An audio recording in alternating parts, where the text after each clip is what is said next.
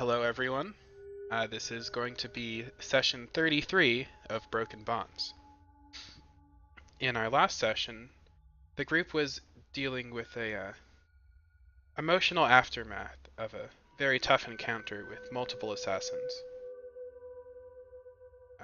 Two of the party, Aramil and Kamara, talked to Lord Vil-Aren, as well as Vera, to explain that their group had been contracted by someone who had obtained their contract at the Laughing Llama.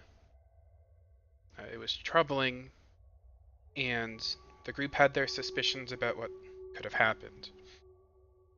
One such suggestion was that Greer, who was previously rejected by Kamara, may have set up some sort of strange job to hurt them. Either way, this led to Lord Vil-Aren looking for Greer and some information from Vera. Vera letting the group know that it wasn't a traditional hit job in any sense of the word. On the other side of the party, Randolphinius, Zane, and Charlene went straight back to the llama, and Zane ended up having a heated discussion with Minxie, which ended up leading to the group being kicked out of the llama for the time being. The group managed to somehow all come to the same conclusion that they should stay in the abandoned ruins of a house that they had recently cleared of a vampire lord. And so we begin there today.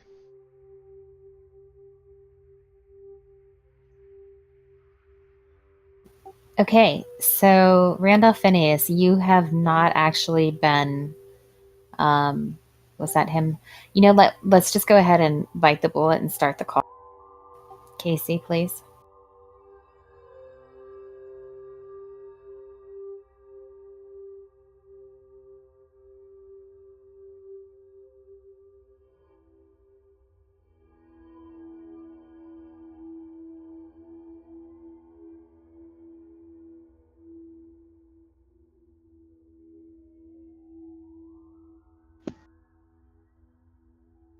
Okay, is this better for you, Randolph Phineas?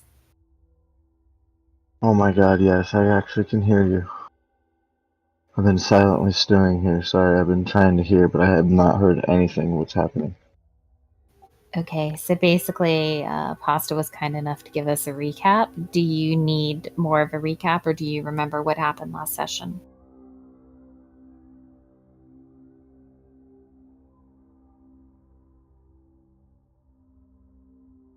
Oh my god, it's doing it again. I'm gonna lose my... Technical difficulties. Everyone hang in there for a moment.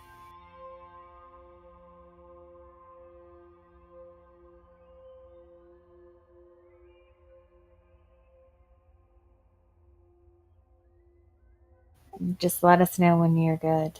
They're well, okay.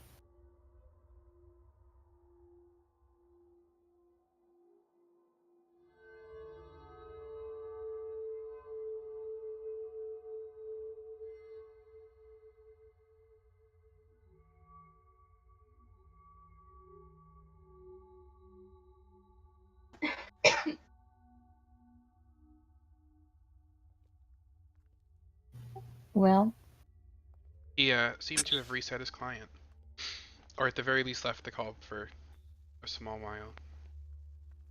So He posted on Roll. okay. Well, we're going to go ahead and continue. Brett, if you could just maybe keep him informed in direct messages until he sorts that out. Is that okay with you guys? If he can't, we'll figure something else out. But I believe everybody is here. Did Aramil ever leave Vil-Aren's residence? Yep, he should be there. Okay. Yeah, because Minxie and Kamar had a conversation, and Aramal showed up after, and they met there. So they were like walking.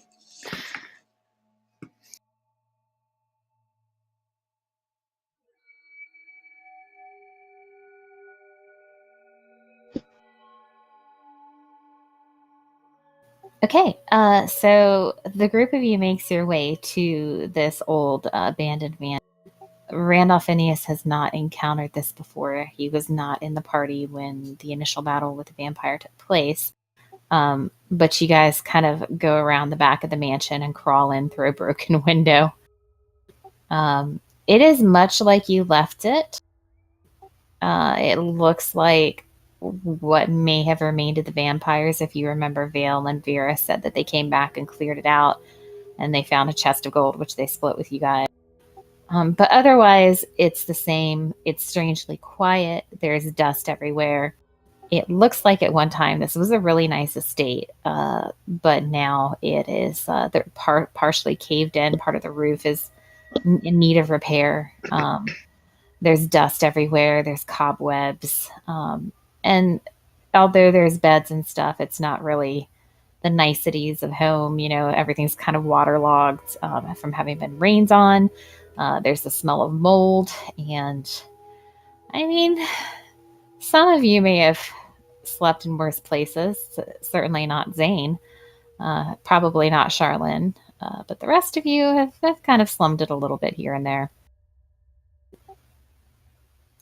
I will say that the mansion itself looks like the base structure of it is intact. It's usable. You're not worried about it coming down on you in the middle of the night.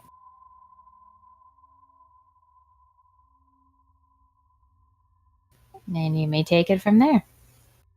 Can you guys see now, by the way? No. You can't. No, it's all black. Oh my goodness. Okay, hang on a moment. I got rid of the dynamic lighting, but I probably need to make some other changes.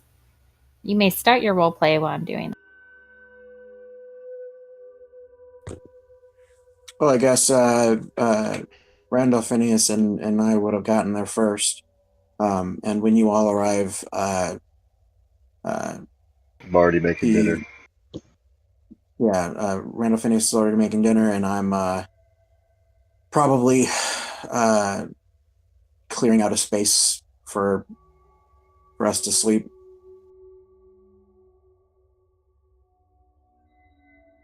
Okay, tell me you're seeing it now.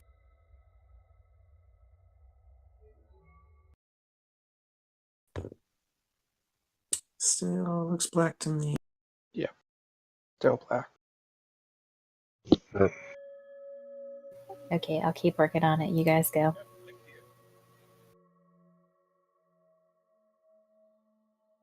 Oh. Okay, that might be why.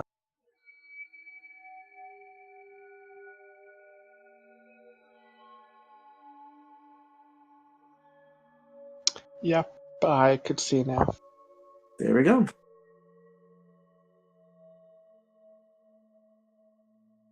Oh, I don't need to clear out any place. There's room.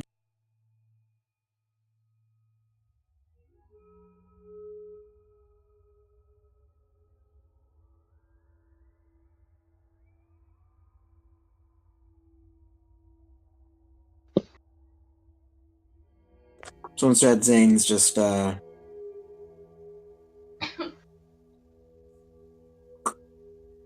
clearing out a room from.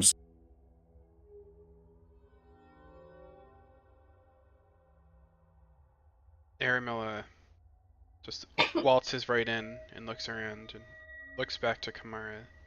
This place is just as ambient as the last time we were here. Hopefully not as dangerous. I still remember downstairs, like it's in my mind. I don't know.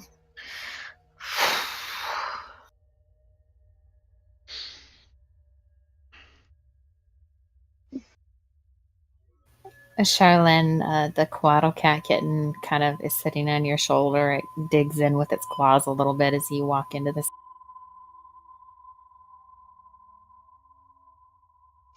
Charlene's just gonna pet her.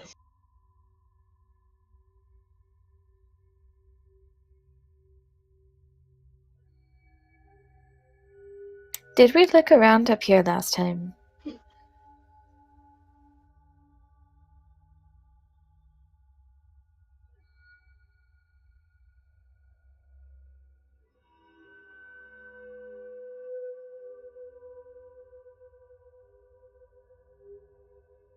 Right, right. I was such in a daze. I didn't remember if we. I kind of remember we just went down. Oh, that feels like forever ago. Yeah, it really does.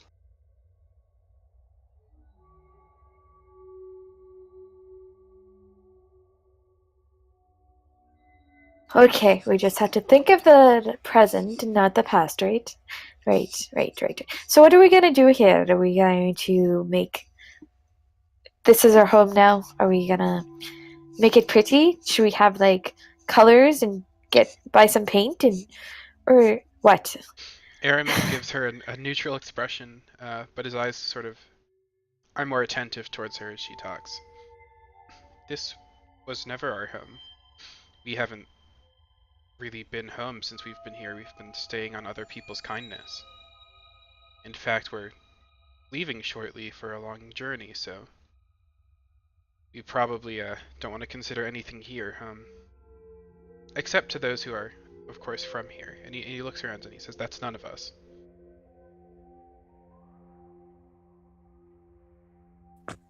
So this will be an area for us to stay when we don't have a place to stay. We can make it look nice after we've gotten back.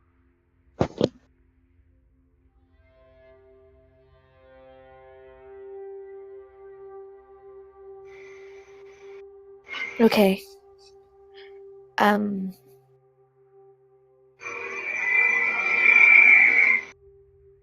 So is there anything you guys want to do here? Just go to sleep, or can we just go? Well, some of our supplies have already been used when we went to go look for the Quaddle Cat children. We should probably make sure that we have a working tent. Make sure that our armor and other equipment that we need for the journey is ready. Talk to anyone we need to talk to.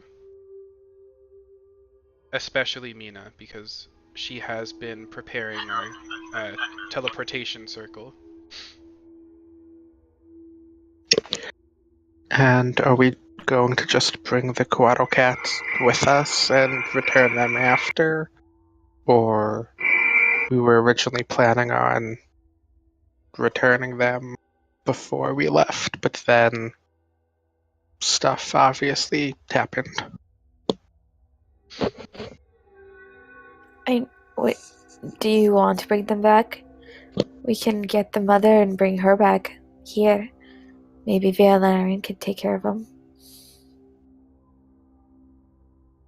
And all the Alright guys, so kids. I'm trying to It feels like something that Mina might enjoy doing, caring for the kitten and returning the kitten to the mother. He looks to True. Zane. What do you think? Certainly. Let's bring them to her. Are you Alright. fine with that, Shannon? Yes, let's go do that first. Well, it is starting to get late. We don't need to do it today unless you wanted to head out right away. We still have some items to pick up. I'm ready to go. Can you stop that, whenever. please? Sorry. His whistling was annoying me. I didn't even notice it. It sort of reverberates through the hall, doesn't it? Yes. Almost like a spirit. How interesting. But we'll we'll have some dinner together if you want. Randolph Phineas is cooking.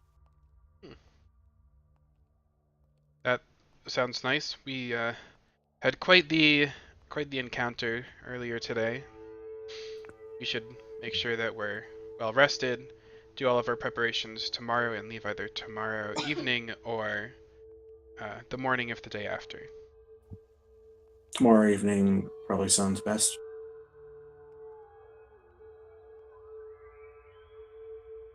All right, then. Let's eat, shall we? How's that going, Randolph Phineas? Well, we'll be done soon. Just sit. Stay a while.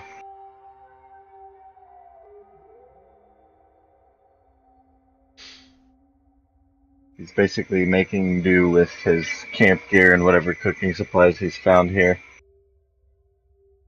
And some of the foodstuffs that he has. Aramil just moves into the kitchen and crosses his legs and watches Randolph Phineas as he cooks. And whistles.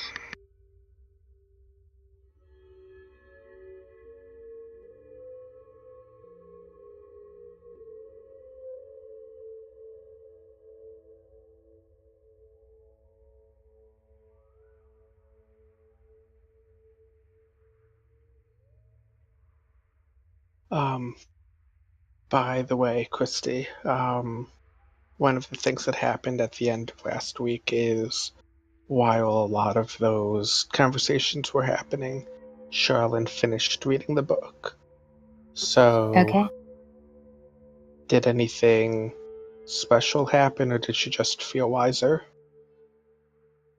Yeah, she felt wiser. Okay. Yeah, I wasn't sure if the book, gets noticeably different, or is it essentially the book is...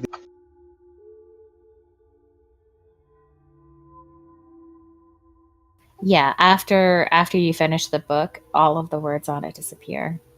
You have a very nice plain book in your hand.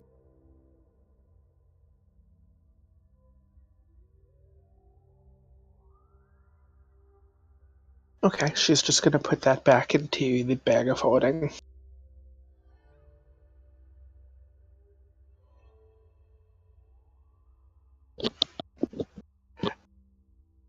So, Kamara, remember when I told you that the book, the words kind of seemed to disappear when I was reading it? Yes. Well, I finished it, and the book's completely blank now.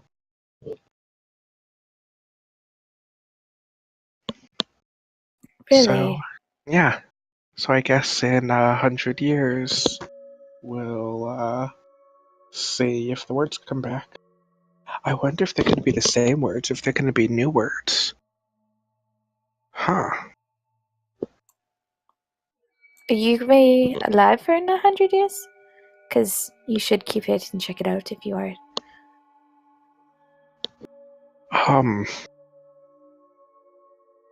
I hope so. I know that if druids get strong enough, they stop aging, but I don't know if something will happen stopping me from ever getting that strong.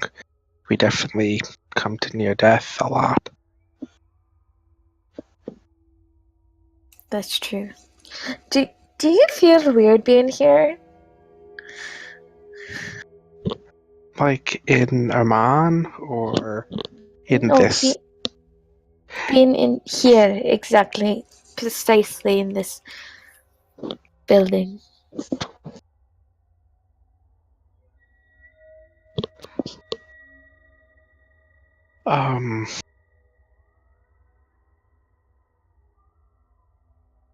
I feel like you're the one that it would feel the weirdest to, considering it was most traumatic for you. Oh, so you don't feel that okay. I was just We haven't got into the basement yet. I feel like that will feel strange. I personally am kind of avoiding it for now. Yes, yes. So, do you remember the book at all?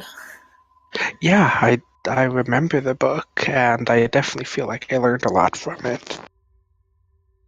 Do you feel different about yourself, or different at all?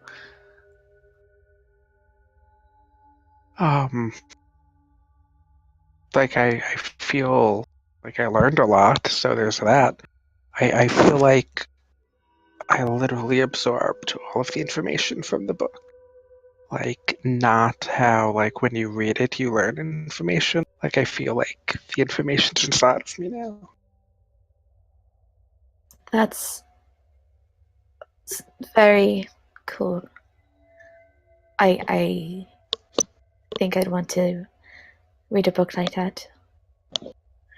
Yeah, I definitely think that it's a good experience, but it should definitely be done at a time that you have the time to do so, instead of, reading it while shit's happening, and probably things would have gone better if I was actually paying more attention to what was going on instead of having my nose in the book.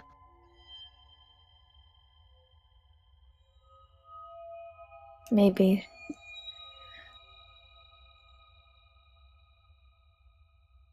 I feel like if there wasn't that time crunch and stuff, maybe the whole Zane Minxie fight wouldn't have happened. I think it would have happened in either way.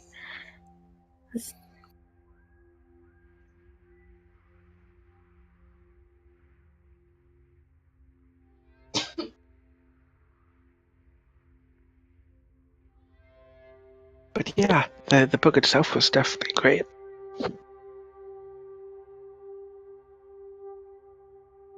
I'm glad you enjoyed it. And try not to feel bad, because you learned something amazing. Thanks.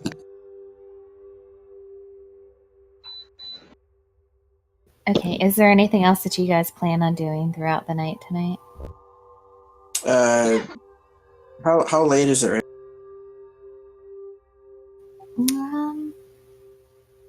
It's probably evening, like not late evening, but just maybe 5. I'll probably see if I can't collect my magical items that I paid Gilmore to magicify. Okay, so you were picking up some stuff from Gilmore, and I believe that you were picking some stuff up from the armorer as well, right?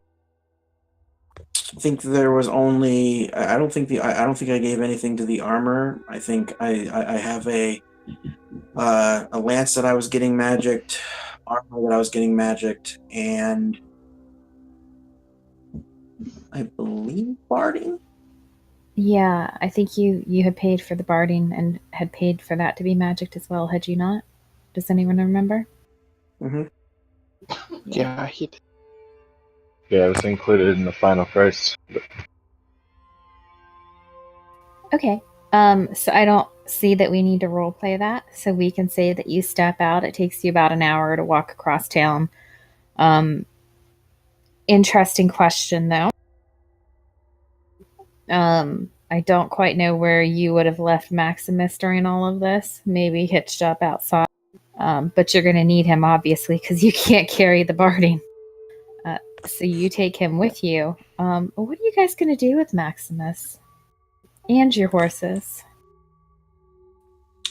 Well, I assume there's a front to this mansion, right? There is. There is kind of like a gate, but it's kind of shabby, broken down. It's definitely something that you guys would need to fix up if you were going to keep the horses there. Otherwise, they'd be able to wander out. Yeah, I guess at the moment we'll just keep them by I know Maximus isn't going to wander off, but I'll be keeping him by like the window or window. Yeah, I mean, you could tie them up. It's not ideal for horses to be tied like overnight. They can get caught up in their ropes and stuff. But in this kind of circumstance, if you don't have a choice, you don't have a choice. Yeah. So I take him with me. Okay, you're absolutely able to pick up everything you paid for. Feel free to add it to your inventory, equip it, whatever you. So you said that of all of the mess that's around, some of it is that it's all like mildewy and stuff. Yeah, I mean the rain has gotten in, the moisture has gotten in, all of that. Okay. Charlene is going to go around using shape water to like pull the water out of the area, and like I guess she's going to just be pulling it out and gathering and pulling it out and gathering.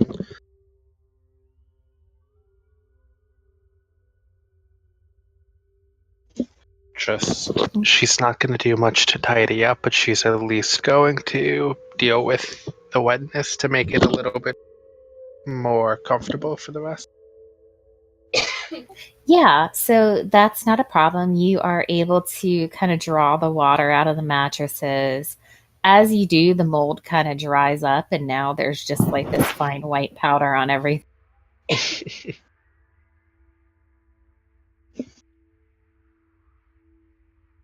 Yep, well, she is a shape water person, not a prestidigitation person, so she can't clean that.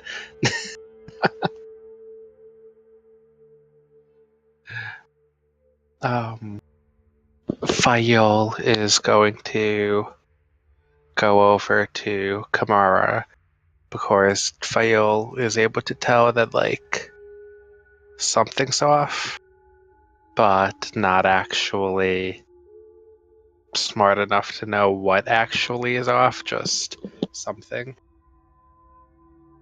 And Fael's be like, "Are you okay?" Yes, I'm fine. Thank you, Bird. I mean, Fiel. How do you say your name again? Fiel. I'm Fael. Fiel. Just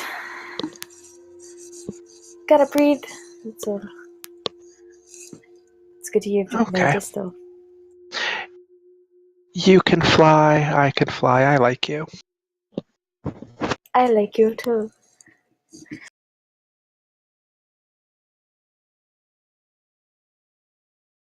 Randolph Phineas, you have a little trouble managing a nice dinner, as nice as you would like, with like the kind of rust-covered stove and all the like wooden utensils that you find are kind of rotted out. You do find some nice ceramics that you're able to kind of wash up and use. Not the best of kitchens. It has potential, but at the moment it's pretty degraded. Still, you do manage to throw together a somewhat decent dinner. Why don't you go ahead and make me a survival? Okay.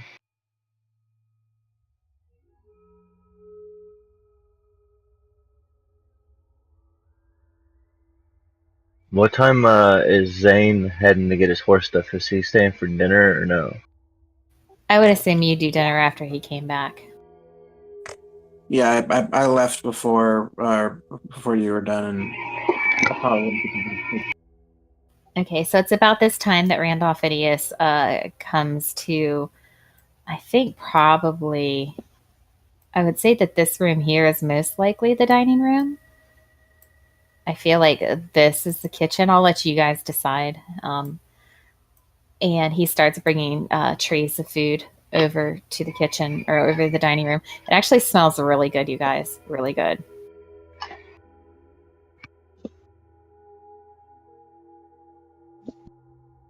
Zane, this is about the time that you return. Okay. Your patience has been rewarded. Dinner is served. Yes. put everything down on the table and wait for How? everyone to sit down. How in even the worst places you're able to prepare things like this? I don't understand you. Well, my dear Charlene, Randolphinius isn't the most sought-after manservant in all of Mon for nothing. Enjoy. So I'm guessing we're sitting at 42. Yeah.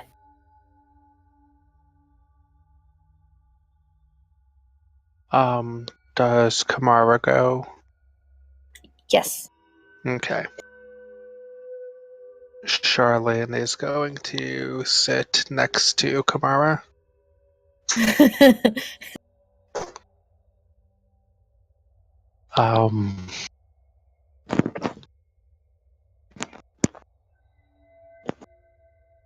Yeah, she's just going to subtly squeeze your hand a little.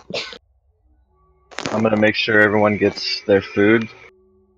Oh, sorry. And then I'm going to, take what's, things back over to the kitchen and then head down, and start setting up my room while they're eating because I ate while I was cooking. So, which room did you say you took, Zane?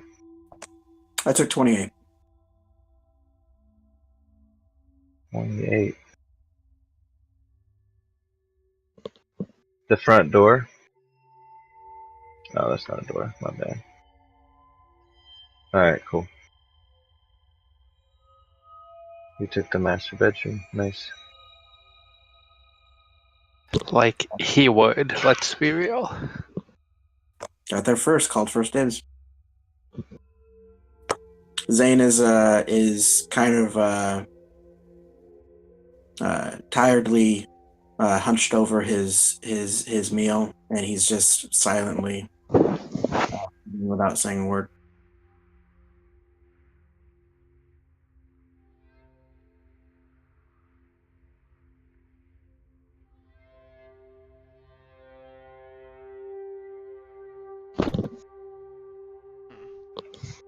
Dinner in quiet. It's almost peaceful, but something's a little off. I'm not sure what it is. Everyone all right? He struggles with the remark and tries to raise his eyebrow, concerned. It's definitely better in this room. Since we never came here. Ah, that is true. And it's been cleaned up a little bit, actually. It doesn't quite have the same dark, almost falling apart feeling that it had the last time we were here. I wonder what happened. Honestly, the last time we were here, everything before we got into the basement seemed like such a rush. I almost feel like that's the only part that really will seem familiar to me. Here, we were so determined and rushing to get down there. It's almost like this part.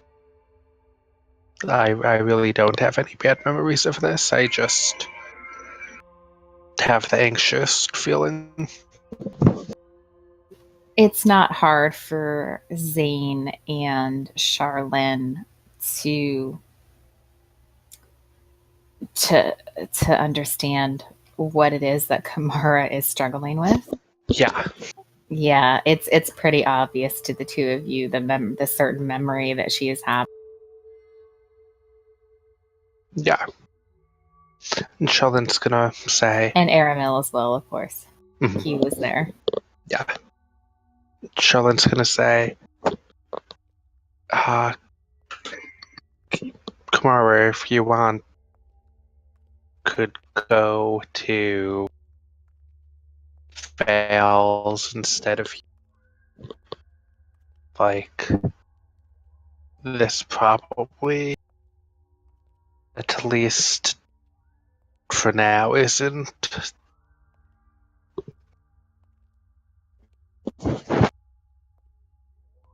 Yeah, I was gonna try it a little bit to see how I feel, but I don't know if I can really sleep here. Yeah, at least not until we get back, and if we could have the place like cleaned up and it doesn't feel the same, there might be a chance. I don't know what you'll think about that, but as it looks and feels like it did then, I don't think it's a good idea. Yeah, I didn't expect to have this feeling, but maybe remodeling and painting would make it better. And if we try and it doesn't work, well then we won't stay here. We'll just No. You guys can stay here, and I have a place to crash. I can crash anywhere. It's fine. I can meet you. It'd just be inconvenient for me. I won't make it inconvenient for you. Don't even and that think is about getting in. also if we're staying in the city for a long time, as Aramel mentioned. Only like well, Aramel and I are not from here, so we probably won't stay here forever.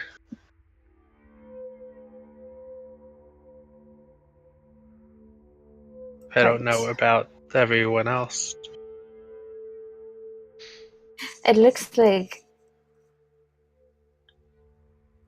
that Zane already picked a bed. I mean, he did leave all of his things in the other room. Yeah. Where is Randolphinius, by the way? He isn't eating with us. He already ate.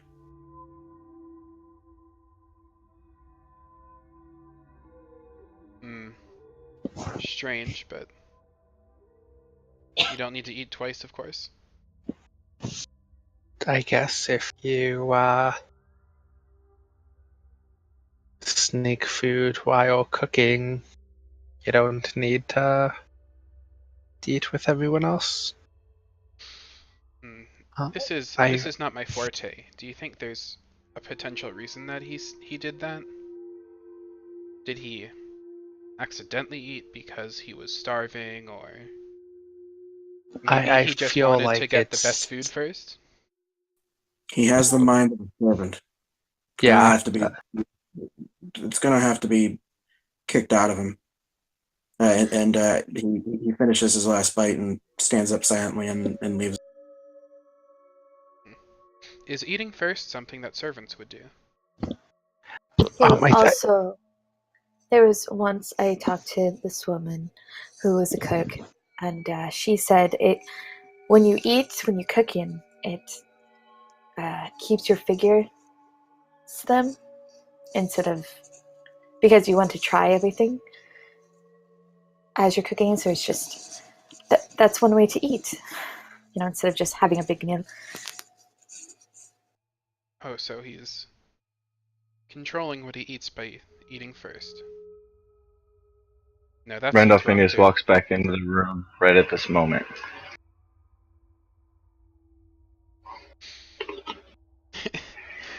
We all done with our meals? No. Aramel hasn't eaten his yet. Why don't you join us, Randolphinius? Have a seat. That would be most improper. I will eat after everyone else has been served and had made sure they had enough. We've been served. We have food. Have a seat. You see a real stern look of consternation on his face, but he kind of sits down and pulls a bowl and starts dipping some of the stew that he made into his bowl. Yeah, Randolphinius, when Kamara turns and looks at you and gives you those eyes, it's just really hard to say no to her. Copy. So I sit down, and I kind of just look at them. I know you've been a servant a lot of your life, but we like to eat together and we like to be a party and not be separated when we're eating or when we're socializing. And you're part of our party, so eating with us would be appreciated. You are paying for my services. If that's what you wish, then that's what I will do. I think Okay. we're hiring you as a guide. When I was there, at least that's what we said. You don't need to do all of this cooking for us if you don't want to. If you ever need help with anything, you should ask us. In fact, well. what if we take some of the tasks that you do and split it up between all of us? But what would I do? You would do, well, first you would help us organize, make it so you're sure everything's done, and then you would have some tasks that you set for yourself. But this way everything gets done faster, you can do more to prepare, especially since it seems like you'll be fighting with us occasionally. There's no reason that you need to do different work once we are preparing camp. I will keep this in mind, Aramel. I'm not used to this sort of arrangement, but I'll he just kind of like shakes his head, mutters under his breath, most improper, and starts eating this. We are not your teachers, nor someone who should be above you. At this point, all of us are just... I'm sorry, Aramel. I have to say this, though, as someone who has, in the profession that I am, and has come to see the world as I've seen it, I know my place. Everyone has their place, and I know mine. That's what makes me such a good servant. If I put myself in a place, I would be lower than you. I mean, I have to agree with you, but it depends on who you're working with. This group, we are not your masters or your teachers. All of us are on equal level, except Kamara, who is wise beyond all of us. But she has graciously chosen to, work with us and help us as a peer rather than someone who has such life experience. Well, I do appreciate the trust that you're showing me, inviting me into your circle, so to speak. I have never been in a position like this before. I will do my best. Would you like like hold to? your spoon up, kind of like to emphasize his point. You could start by telling us a little bit more about the work that you've done in Amon. Oh, well, I tend to be hired by a few of the more prominent families in Amon. Ever since I've come here, it's just basically been survival. I've been taking care of my sick sister. I've had no time to marry. This is no real regret, but I am the best servant. And you have a sick sister. Where do you both stay? Oh, we have a place outside. It's a cottage outside of the walls. Fresher air is good for her. Do you have anyone set up Do to look you know after which her to while stick you're... with? To be honest, I don't know. We have a medicine woman who has been seeing to her. They go out into the woods quite often. It's It is what it is. I don't know. It could be the plague. It could be the pox. It could be pneumonia. She seems to have so many of the same symptoms. But this is why I work.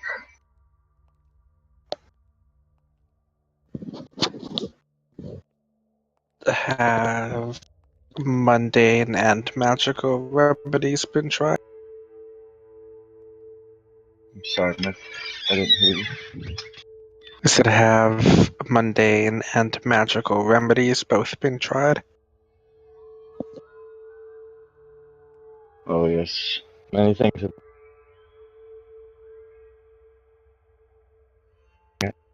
Treat as it goes thing. If you know to get to bed, I can just make sure she's comfortable.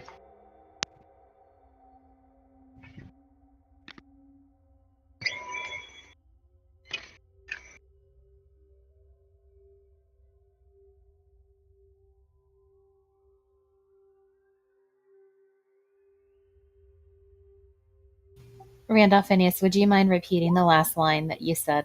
You broke up a little.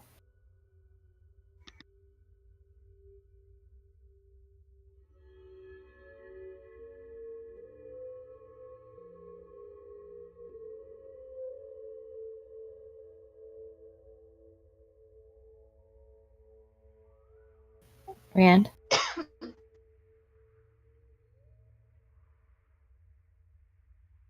Hello. Yes. We hear you We now. could hear that. That is weird. Could you repeat the last line you said about your sister? You broke off. All right. I said it's funny because I just role played it up. I thought I was off mute.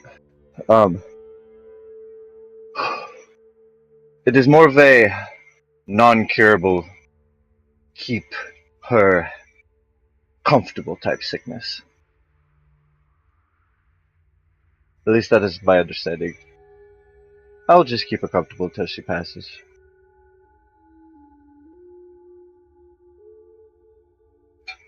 Do you know how she caught it?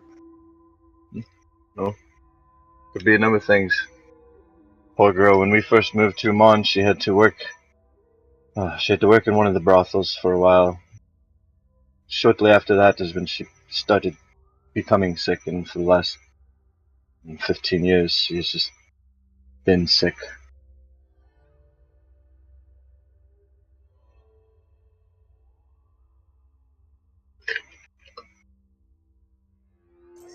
What did you say her name was?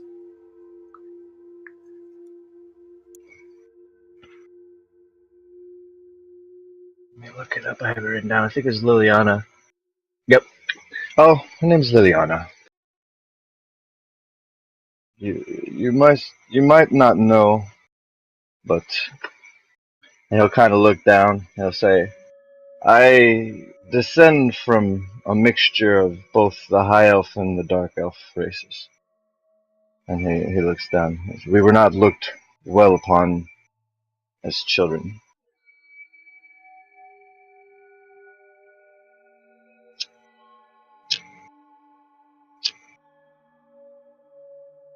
People can be very judgmental.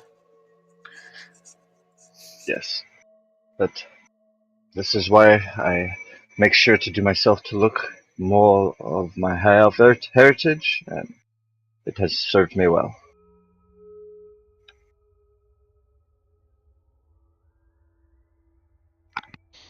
Aramil squints his eyes and looks over Randolph Phineas and nods. That makes a lot more sense now. How many families did you end up working for? It sounds like you've been in the employment of many, if not all, of the higher nobles here. All except for the former king, and now with no royalty, might not ever be able to work for a royal family. Like, it is my dream. I had dreams. To be a chamberlain in the royal household? Oh, to be the top servant in the kingdom.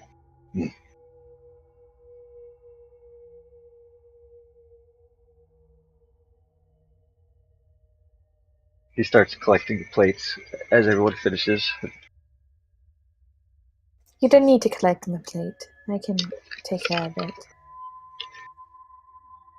But I sit back down, continue eating. So what have I been hired on? Why are we going to Nocturne again? I kind of understood what you were telling me, but it didn't. Honestly, it had something to do with a dwarven rock. I don't know why we're going. And since I feel like I should be more open,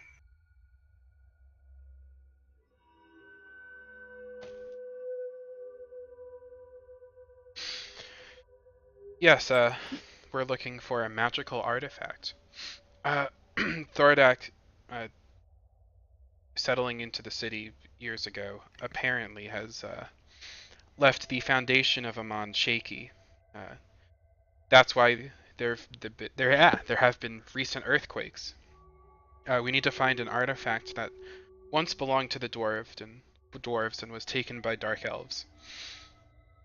So we can use it here to shape the earth under Amon to stop the city from collapsing in on itself. Though it was last seen at our destination, and we'll have to find out what to do once we get there. so we do not know what to do once we get there. We only have a point on the map of where it might possibly be.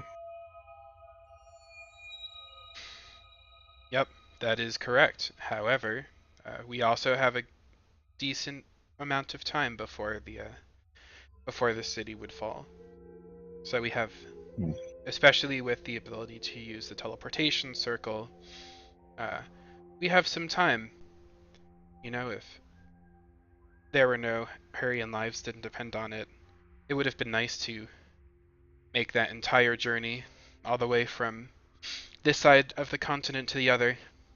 I've only been just past the center, It's quite a journey.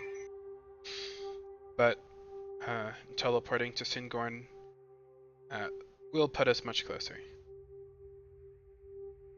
So he's gonna kind of look at Arabelle, like, hesitantly. You do know what to expect when we get there, right? To some extent. I've heard stories of dark elves, but I doubt it's going to be quite like that. They're probably based on some amount of truth, but I do know that They're elves not are just not welcome there. flat out evil, but yes, most of the surface races aren't welcome unless in chains. He'll look over at Kamara and then Charlene, all in turn, and then back at Aramel. It suggests that we get a set of fake manacles, and when we do arrive, you take on the role as Kamara's helper, kind of like slave. That does seem But wise. We should probably find some. I can fight relatively well in manacles anyway. I've had the luxury of experiencing that when I first came to Amon. there's not a lot of slaves fighting unless you're in the pit. But no, I think that'd be the best. And when myself, I will be accentuating the dark elf aspects of my heritage to try to blend in a little more. As far as Master Zane, I don't know how we're going to pull that one off. I doubt he would allow anyone to put a manacle around his neck.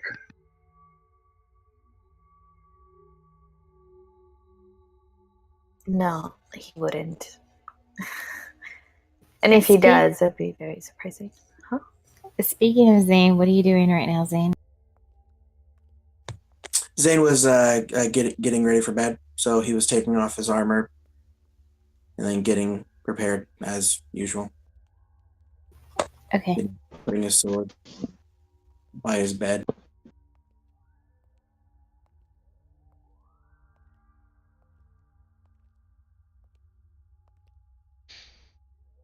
Truthfully, I'm more worried about Singorn.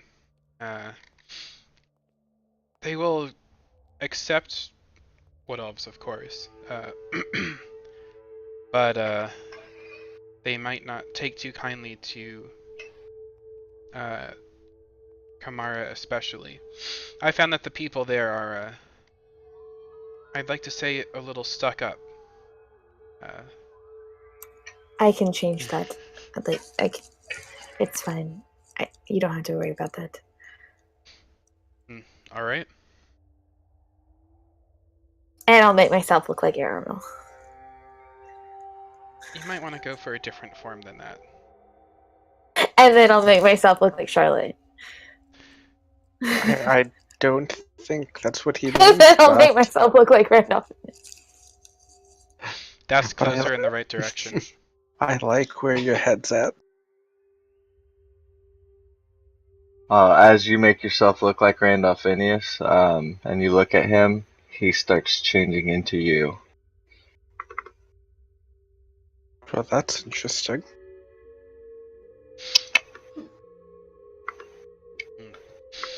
Remind me to never believe that anyone is indeed anyone. This is the closest I have to that. And, Sherlin turns into a monkey. And who are you emulating? Which of your teammates? You'll just have to guess.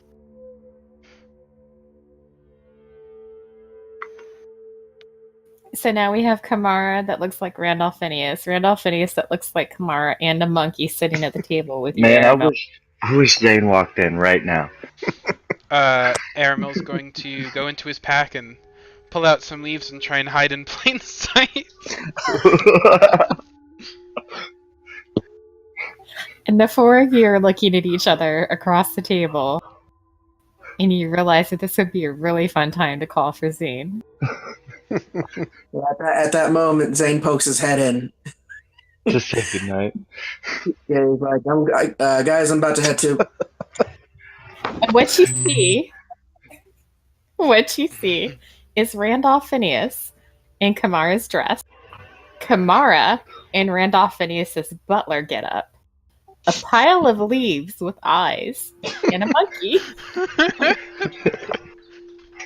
I'm not even going to ask. I'm going to bed.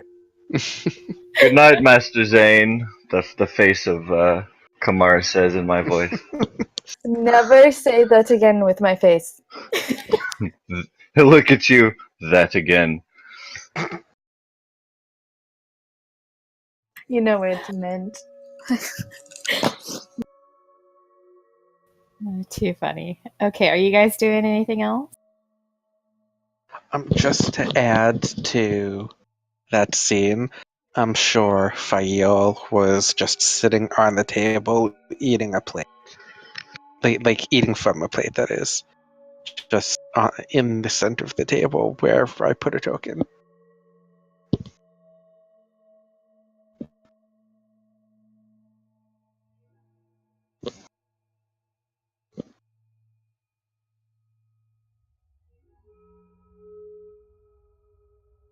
But yeah, then Charlene is going to turn back into herself.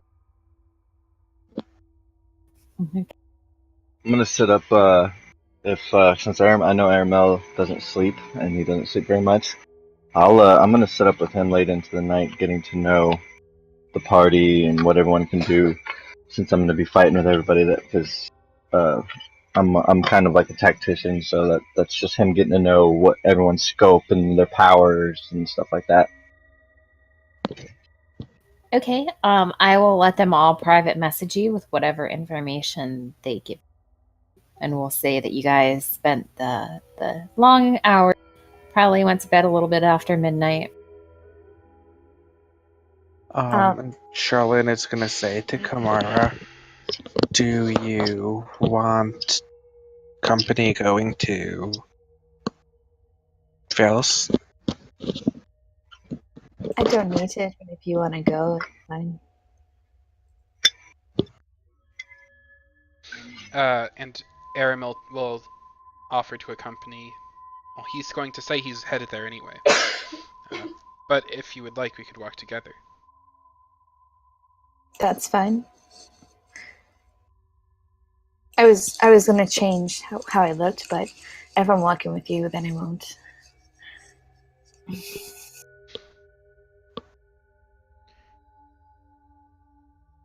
You're not gonna change, as in, do you still Well, look like Rand? No, I went back to Kamara. Okay. I mean, Vale might not be opposed, but okay.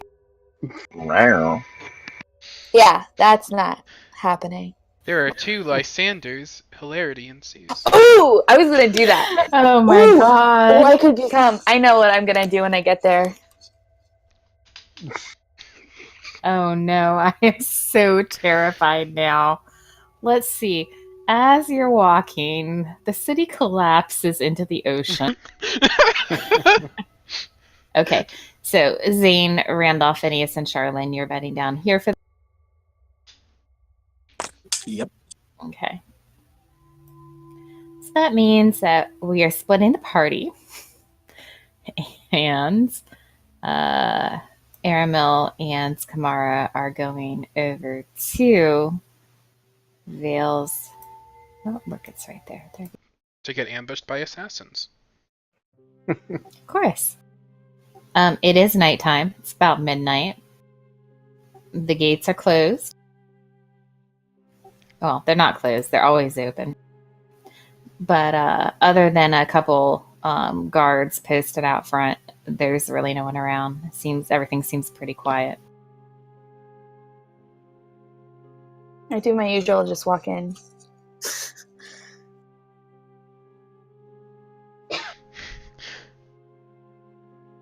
Aramil also just walks in. You just follow Kamara. I mean, to be honest, you guys have had plenty of invitations, so I don't think anyone is taking issue to it. And I think most people at this point have figured out that Kamara and Vale are involved.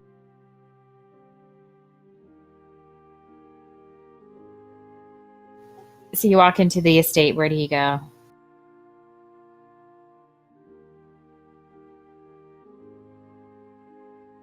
I don't know where he would be. I'm gonna check.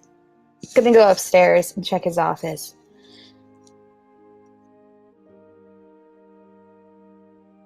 Okay, it's empty. Well, I'll just check the rooms I'm used to, like his bedroom, Kastima's room. Yeah, so you don't notice anything in particular in any of the rooms. However, you do notice that the crib, Castellanos' crib, is empty. And while you're standing up in his room, there's kind of a nice breeze coming in through the stained glass doors, which are open. And you do see 3 figures out on the beach. Okay. I think they're outside on the beach. Seems like a nice place to join them. Okay, so the 2 of you descend the stairs down the cliff. Vale is actually like sitting on a rock. He turns and looks at you guys. He's holding Kamara. Not Kamara. Oh my goodness. Someone The else baby is knows apparently. disguise self too. I know. Someone else has apparently slipped in here with disguise self. No, he's holding Castellama. And he looks very bored. Out on the sand are 2 other figures. One is Lysander. He's currently only wearing his pants. He has a couple, what looks like injuries to his back. And standing next to him or across from him is a woman that you have not seen before. She is an elven woman, probably late in her years for an elf. You can tell that there's kind of some wrinkles and a lot of gray in her hair. In fact, her hair is probably all gray, pulled back into like a tight bun. However, she looks extremely athletic, almost to the point of being harsh. if you've ever seen someone who is just like so fit and thin that like their bones that's a little bit like what she looks like. And as you're watching, she's chiding Lysander something about his posture, and she's kind of cracking a crop in her hands.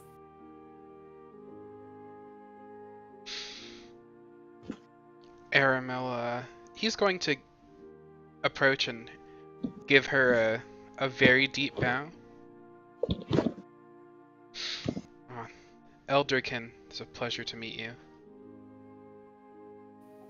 She looks you over, and says, "Huh, now that one has balance." And she gives Lysander a dirty look. He turns and looks at you. Flushes a little bit, looks a little embarrassed. Thank you for the praise. I've been working on this for a good portion of my life. He nods.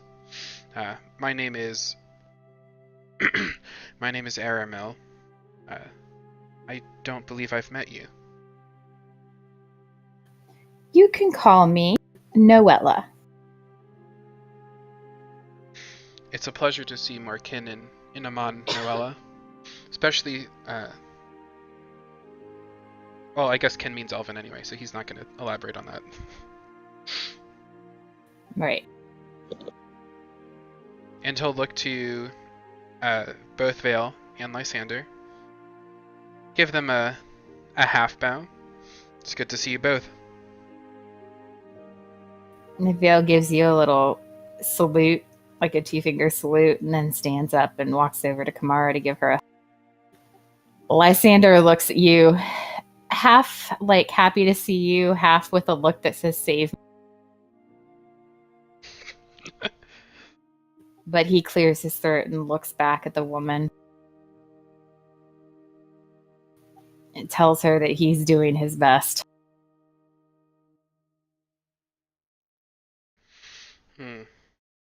So are you teaching him, what did I call it? I'll just say it's the way of balance for now. The way of balance.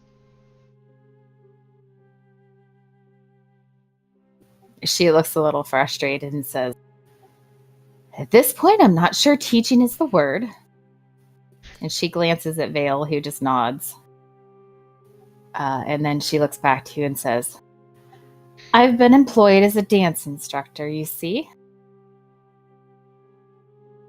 Lysander kind of puts his face in his hand. Dance instructor. Interesting. For a specific purpose or just for learning?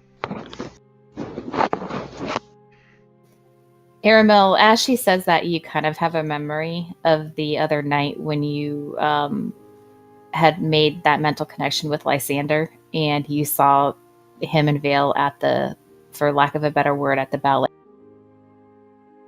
And you remember how interested Lysander was in it.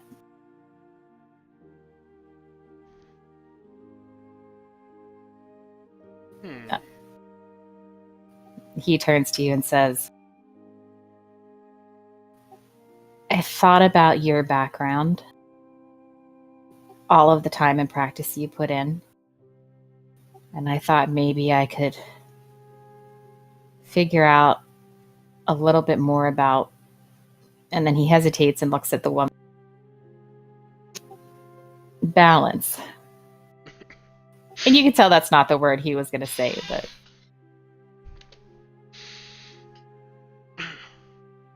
Well, this will definitely help you keep balanced. This type of training seems very efficient, actually. The woman rolls her eyes. "This one we have to start with the basics. Now, run." And she kind of cracks the crop again, and he starts running down the beach with him. Here, He looks pretty exhausted, by the way. It looks like this is not the first time he has done this tonight.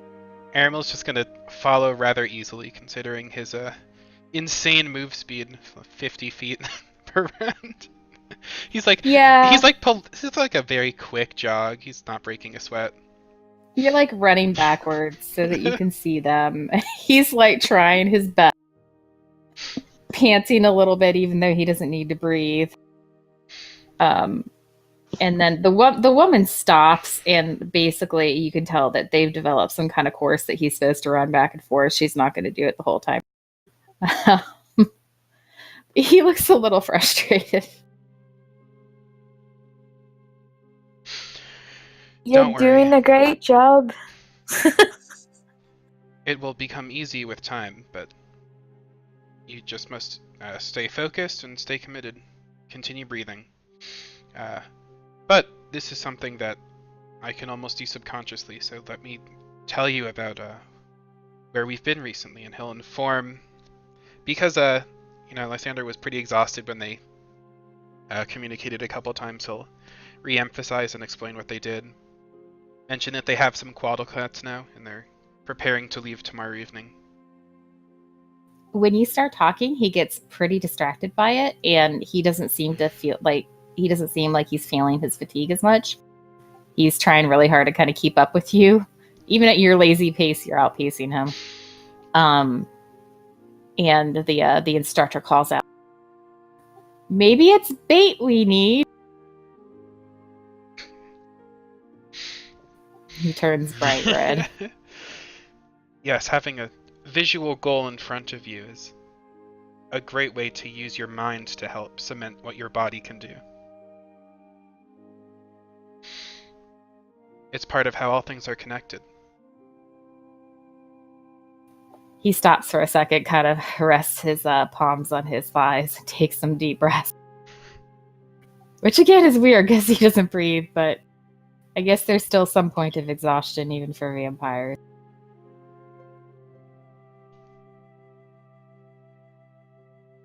Kamara Vale hands Castellano over to you.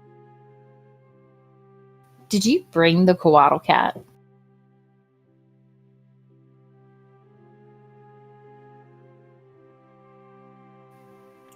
Don't think so. Okay.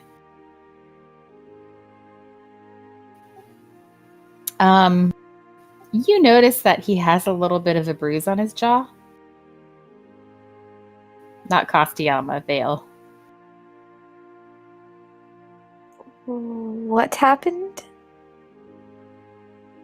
You should see the other guy.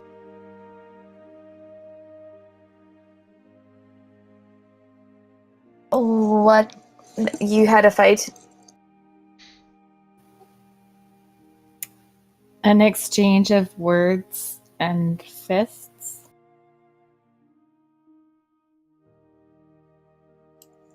With? Well, the good news is I can assure you that Greer was not the one who ratted you guys out. Bad news is he might not be talking very easily for a couple weeks. You could have just asked. I did. And then he accused me of a number of things involving you.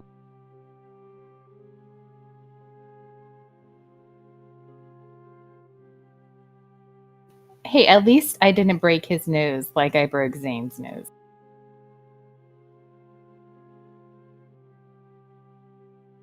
I shouldn't have told you that then. Oh. He kind of gives a shrug and a smile. Next time I say something to you, please don't just fight the person I talk about. Like, that was just a moment of thought. Oh, I'm so upset. I'm even talking in a weird way right now. Kamari, you can't tell me that you think someone put a hit out on you and not expect me to react.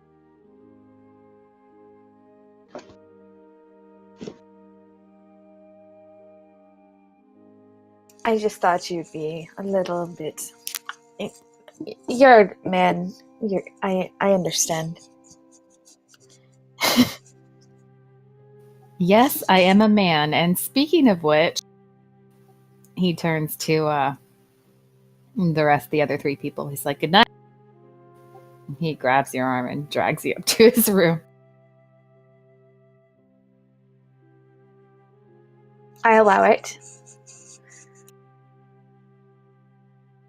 Okay, for the sake of time, the woman basically goes through kind of drills with Lysander.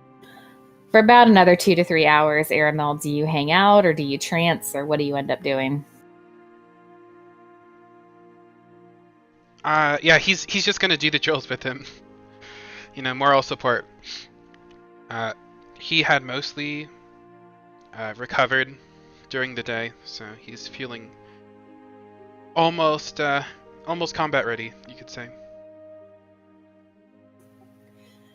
At one point, looking extremely exhausted, he reaches out his mind and grabs onto yours. And for a lack of better word, he kind of cheats by like hiding in your mindset. Basically, Oh, no. he uses your willpower to get through about the last hour of the session. What's gonna happen to his awareness?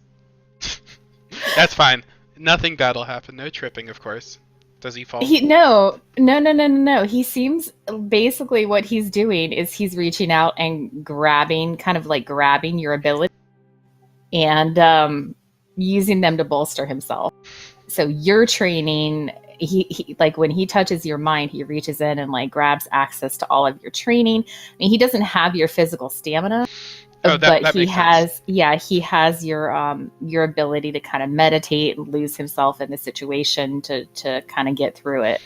So And you're saying that he's partially entering my mind, which he's always avoided for the most, right. almost completely. Yeah. Okay. So it may come as a little bit of a shock to you. And the teacher at the last part of the session seems extremely impressed. He kind of gives you a glance and you hear in your mind, don't say anything.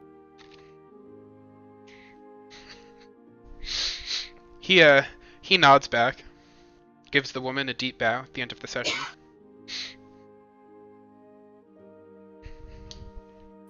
She kind of looks to you, looks to him. I'll be back tomorrow night as contracted. Perhaps when we can move on from walking and standing and running, we can actually get something done with you. She starts to walk away, and Aramel, you hear her. It's a good thing he's pretty. And then she leaves. As soon as she's far enough that she can't see, he just collapses onto the sand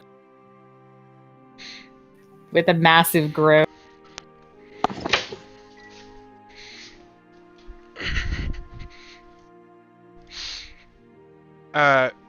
So Aramel will crouch down next to him, look him over, sort of chuckle a little bit, and sit down in the sand next to him.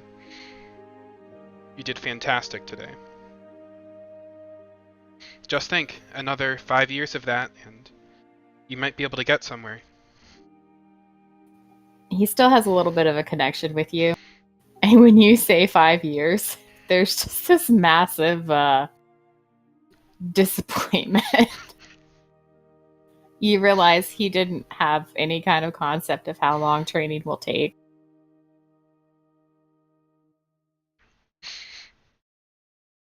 Oh.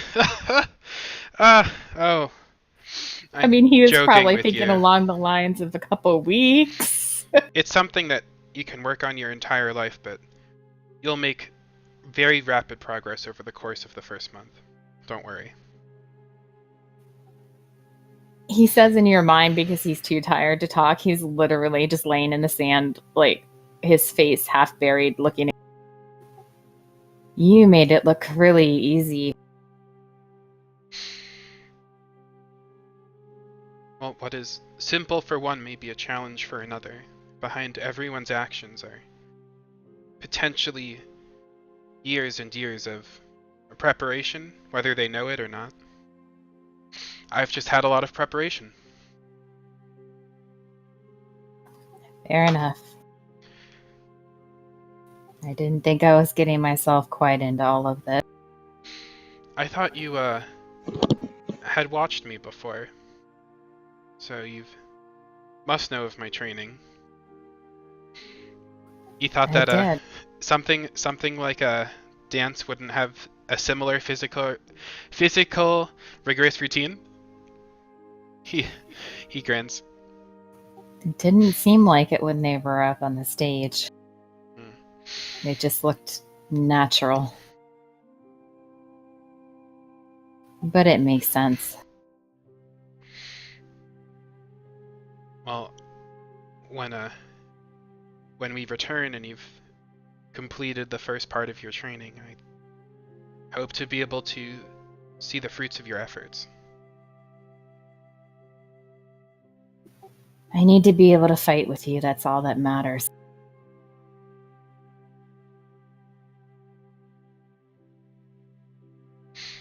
He nods. You're still very competent as a fighter, but this will help for sure. Even I make sure that I spend some time every day to try and focus myself and become stronger. He nods, but as he does so, his eyes close and you can start feeling him drift off. He gently moves Lysander and pulls him onto his lap so he has a non-sandy surface to rest his head, and waits for a while, trancing on the beach as he sleeps as well as an undead can. Yeah, so you've probably got a good 2 to 3 hours before sunrise. Kamara, Aaron leads the way to his bedroom, and as he does so, you cast your spell. He walks in, starts taking off his clothes, turns around, and does a big double take as he sees himself looking at him. What the? He grabs the shirt and covers himself up again. I was having a little fun earlier, and I thought this would be interesting. I wanted to see what you think. Should I talk in a low voice? No. Whatever you do, don't try to sound like me. That's He sits down at the edge of the bed. Huh. I can look like any one that I see. Really? Yes. He gets back up, shuts the door behind you, and says, "Well, how many more times can you do that?" Always. Anytime. Oh my I want. god. At will. And we're gonna fade to black. Holy shit. Casey. What? Making me blush, Jesus Christ. Okay. So apparently, It's Kamara the one thing and that Charlene is upset that she missed about that. What do you mean? No, I was just making a joke. Charlene would have been interested to see that. I mean, Charlene has watched Kamara before. But not as, like, double veil. Oh god. If you ever want that... Oh, wait. You're not there. If you ever want it, you're just going to ask. You did see double Charlene though. You saw Yeah, that's yourself. weird. That was not the first time you saw yourself. As remember? Yep. Okay, moving on. That's the first time that she saw anything like that. Moving right on. Nope, the whole Um, session is here. We get to describe this in very specific detail. I mean, if that is what you want, I'm happy to put my headset down and go blush the hell out of myself while you guys finish that out. I've already written the The forward. fanfic, yeah. Guys, okay. So, dawn starts to come. Aramil, what are you gonna do? You gonna wake him? Oh my gosh, this could go so bad. He stirs and gently picks him up, princess style, holding his neck and shoulders, and brings him inside the house. He's I mean, he's a good. How tall is Aram? Aramil's not tall. He's like 5'6". Yeah. So I mean, he's a good half foot taller than, and he looks like, I mean, he's pretty thin or slender, I should say. He looks like he should weigh more than you, but you're pretty surprised when you pick him up that there is almost nothing to him. Probably weighs less than you. So you carry him into the residence. Afraid to fucking ask this. Where'd you Yep. take him? Oh, to the bedroom, of course. Oh, God.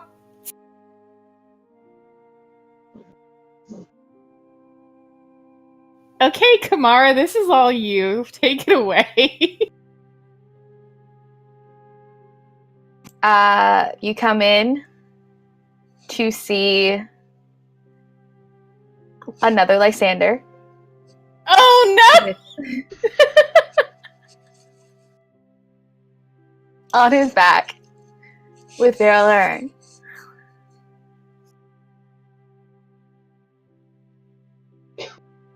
I'm so glad the real Lysander's asleep right now. Are they under the covers or wearing clothes? Like, what is the state of this? I mean, how long were you there on the beach before you brought him in? I'm like 2 hours, 2 to 3 hours. Well, I mean, with all the going around in the world, they're probably almost done. Wow.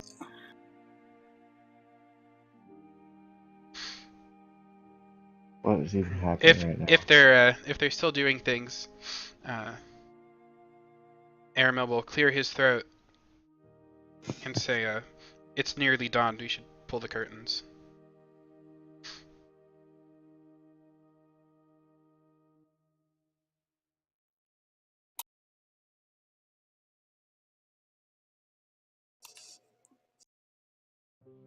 And are you saying it in that tone of voice, just calm as can be? He's like, "It's nearly dawn. We should pull the curtains."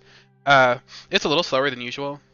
He's definitely not looking at them, but maybe glances to see if they're doing, like, moving, and then looks away again.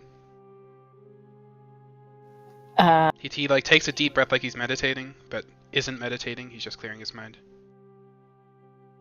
Vale actually, Kamara, you see him turn a little bit red. He gets up, like taking a blanket with him, totally screwing you over.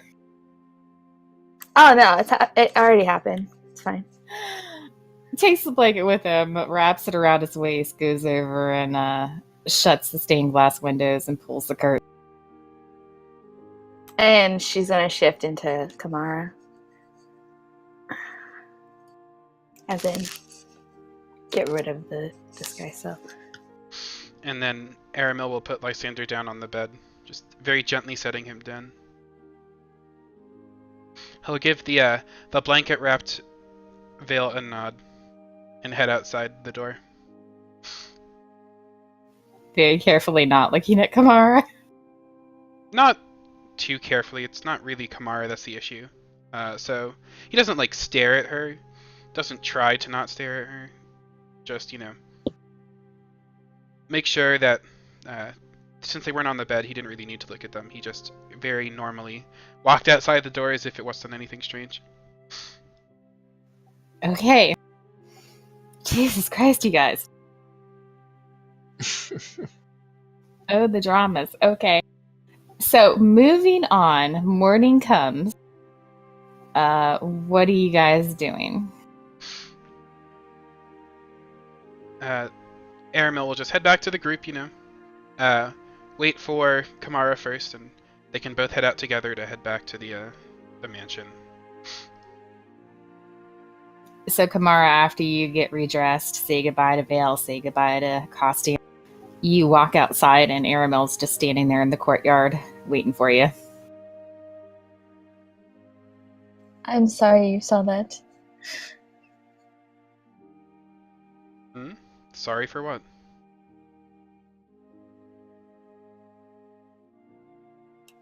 You know what? Plenty of people sleep in the nude. It's no big deal. No, I mean, I was him for a moment. Oh, well, I was a little surprised. You certainly have a very interesting concept of what he looks like without his clothes. You should probably take another look at him since he's started to get more blood and heal. Okay. Good to know. I don't know if I'll do that again, but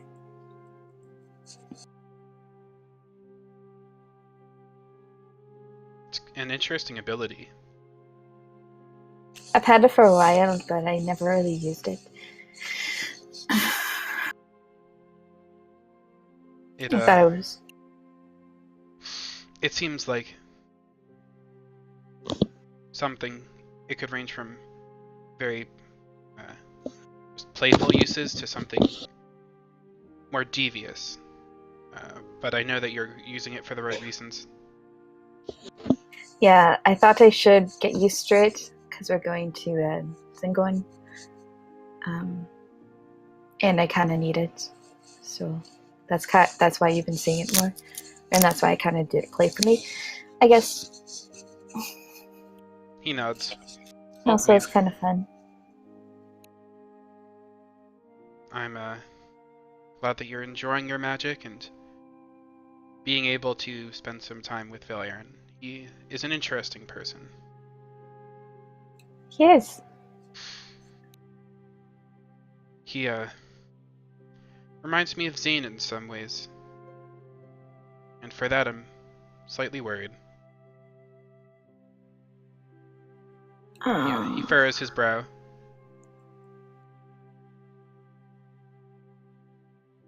I hope he's doing better today.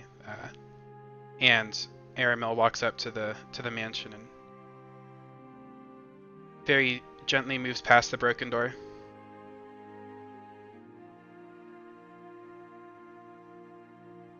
Wow, Aramil is chill. Okay. If he ever loses his chill, he loses his powers. He can't be anxious. It's therapeutic almost. No judgment, just whoa. Okay, so Zane and Randolph Phineas and Charlene, you wake up to the sound of Aramil and Kamara returning. What are you going to do today? Well, I think as a group we're gonna go to Mina's and over the Coatl Cats, right? And then leave. And then leave from the circle later once she's ready. Yeah. Okay, Randolph Phineas, I have a very particular question for you.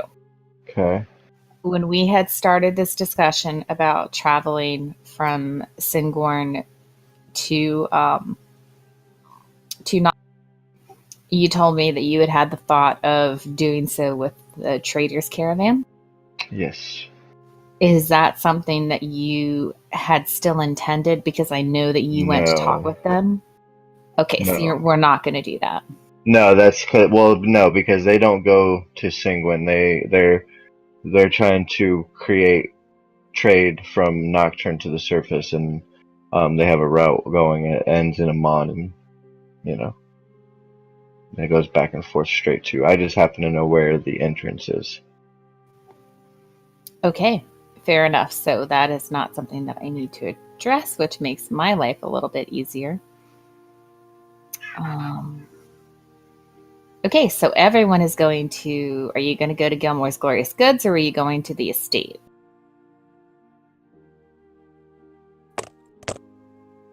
Oh, we'd think they'd be at the estate, right?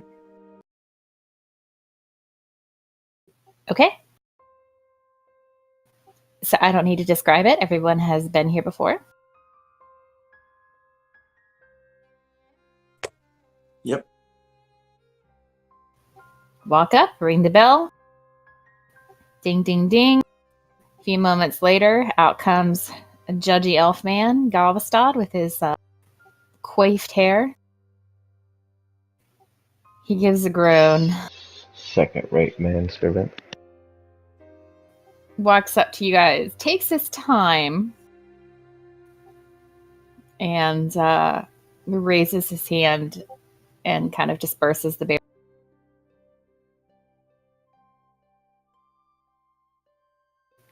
I've been instructed to allow you in whenever you so desire.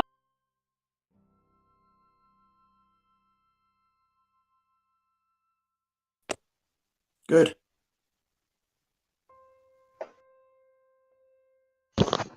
That makes Zane, sense. Walking past Galvestad and be the first one into the.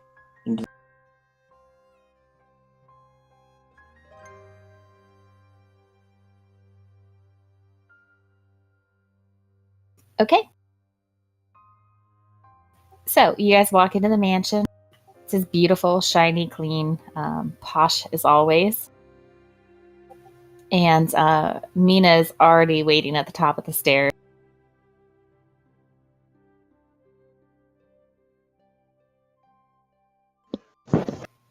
She looks at all of you with a big smile.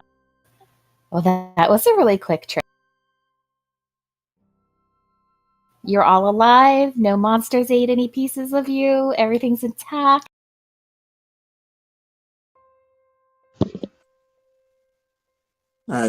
Zane gives a smile and says, "Yes." Well, our tent isn't intact, but it's not a person. Zane, she holds out her arms. He's gonna give her like a big hug, and like a hug that'll linger just a bit too long. She seems really interested in the hug for about 10, 15 seconds. Kind of awkward for the rest of you. And then she opens her eyes and notices what's on Charlene's shoulder. And you can basically feel her attention leaving you, Zane, as she starts to squeal. She like dashes down the stairs and grabs it off your shoulder. Oh my gosh, oh my gosh, oh my gosh, oh my gosh, oh my gosh, oh my gosh, what is this? It's so cute. Yeah, isn't it? She literally just buries her face in it.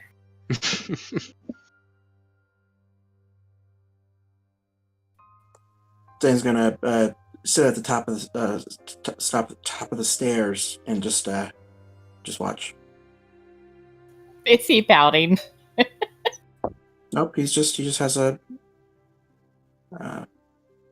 fake smile on his face.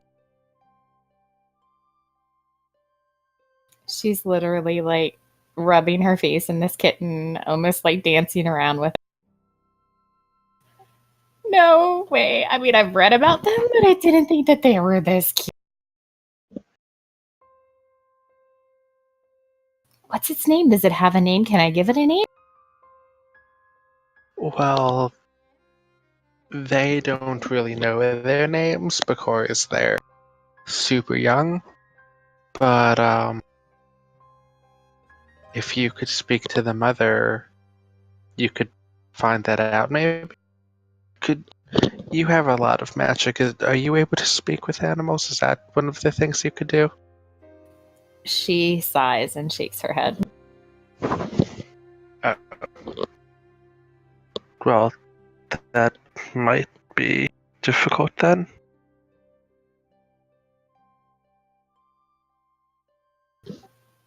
She looks around, sees the second one.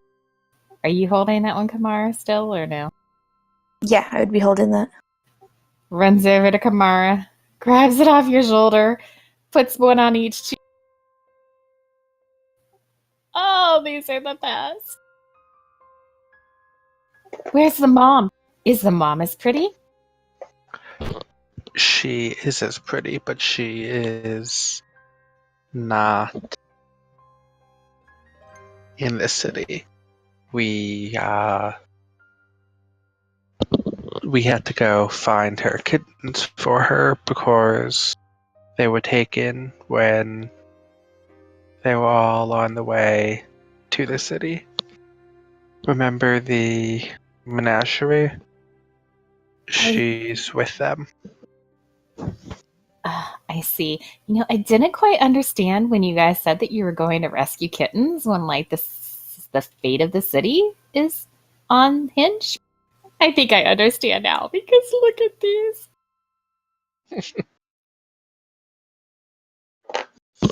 Also, you know me. That's how we started in this group. Mother needed to be reunited with its children. Oh, It's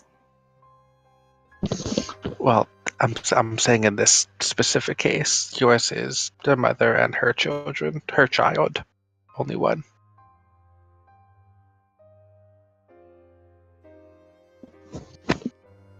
so are you going to bring them back to their mommy now?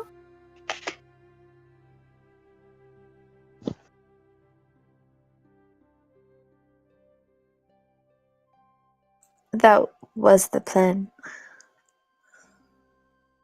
Yeah, we, Kamara and I were going to before Zane and them got attacked by assassins. Wait, what? As you guys are talking to Mina, Galveston is kind of standing just a little bit behind and next to you, Randolph Phineas. And he's kind of got his nose up in the air and is looking down his nose at you from behind you a little. Zane's gonna make a loud fake chuckle and stand up and walk down and he's gonna say, just a few more scars. That is all.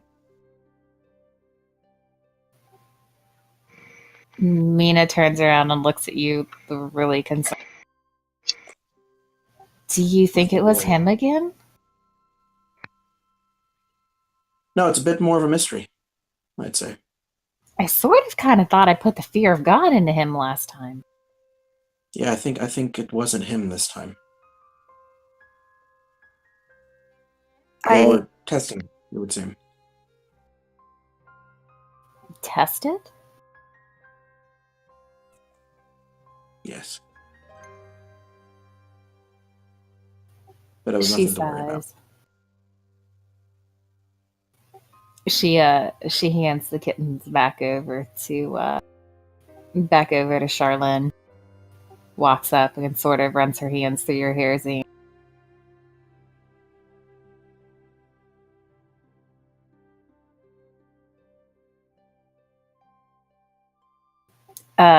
Galveston kind of stretches a little taller, maybe stands a little bit on his toes.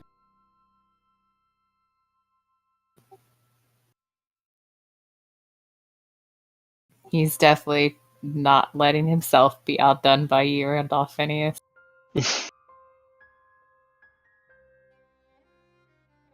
Mina whispers something to you, Zane.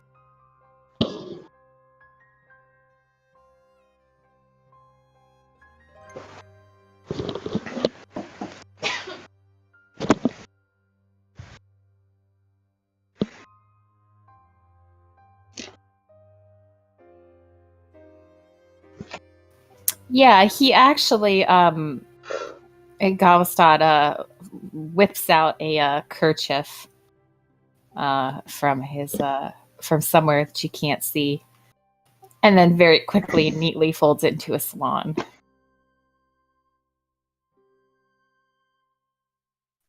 Pull out my silver tray and I'll go grab some drinks and serve the lady and the lord right in front of them. His As eyes they're narrow. Zane whispers back, I'm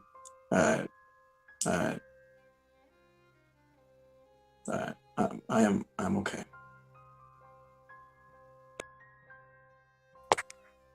But he's bluffing. Yeah, her eyes narrow a little bit. So, what are your plans now? Head out on a journey.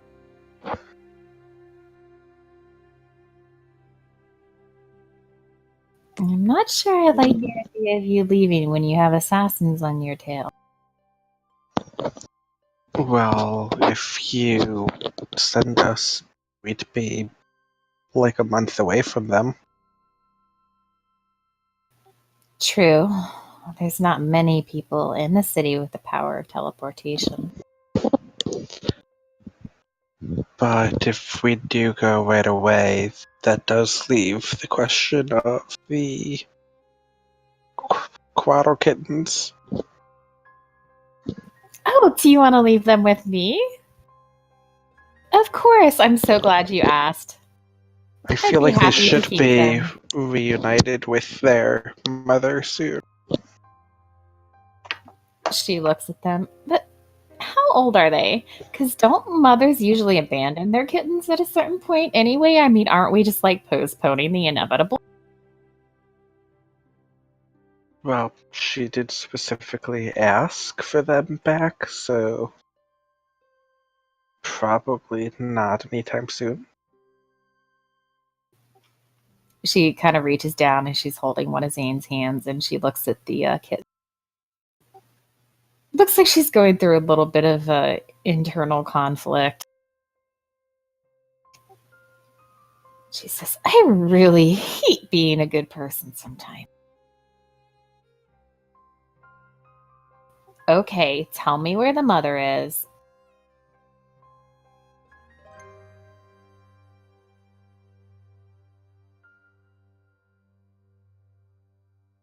And we tell her the direction that they were going. Do we know what town they would be in right now? I don't remember. They just said that they were going to be camping 2 days south of the city to kind of pass some time until their next job. Okay. So I was just going to say, so yeah, Charlene describes that. Okay. Galvestad disappears into the kitchen. And he comes out instantly, almost instantly, with a silver tray, with the swan sitting in the middle of it, flutes of champagne, and cheese cut into the shapes of animals. And so he you walks do work by. around here. He walks by with the platter like right under Randolph Phineas's nose, and then like accidentally steps on his foot as he walks by. And he brings the tray over to you and Mina, Zane.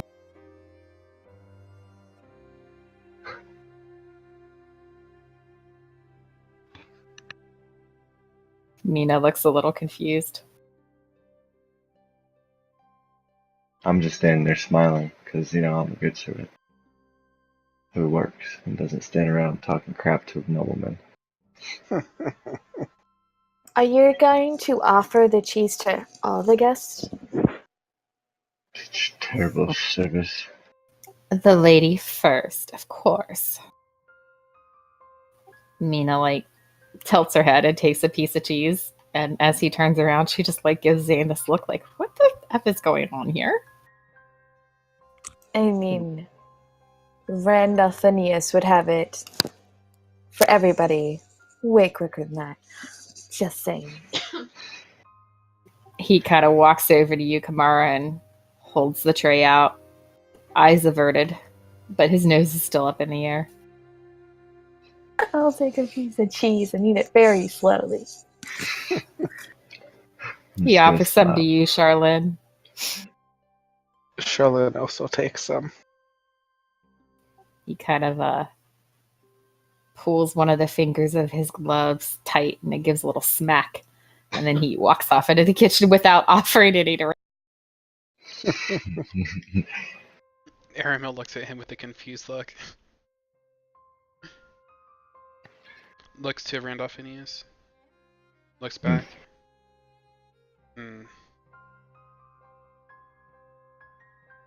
He's just jealous. He wishes he was as good a butler as me. I'm gonna stand straight up after whispering that to you. Like I didn't say anything. So I do have everything ready. Are you guys intending on going today?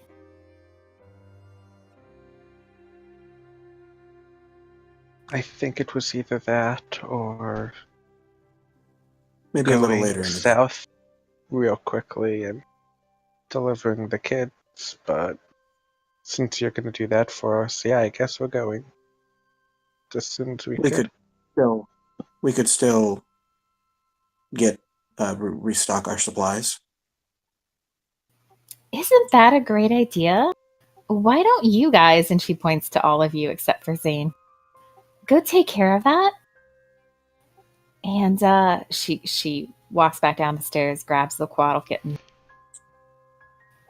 Zane and I can have a little talk, and we'll meet back up later. How's that?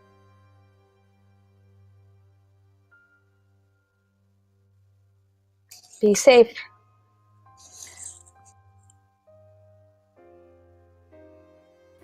Okay, so everybody but Zane leaves. I want to keep this kind of quick because I do want to move on tonight. But tell me any last minute anything that you're going to do. I don't have that much money, but maybe Aramel will accompany Randolph Phineas, and together they can get tents. Aramel points to the 50 rations that they have. They're probably still fine on food. But tents, living arrangements for long travel. Tools for disguising oneself, potentially. Okay. I'm going to let you go to the player's handbook, add up everything that you want to grab. I think Randolph Phineas has already grabbed some of that, so you guys talk amongst each other in whispers if you don't mind, and figure out what more you need. Kamara and Charlene.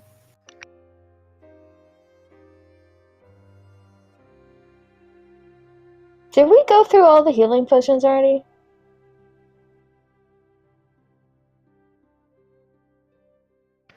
I don't think so. I've only used 2 of mine, my big one and one.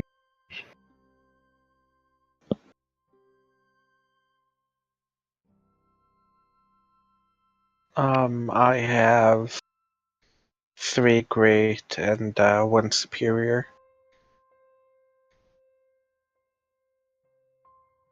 And currently 70 good berries. But those will go bad by tonight.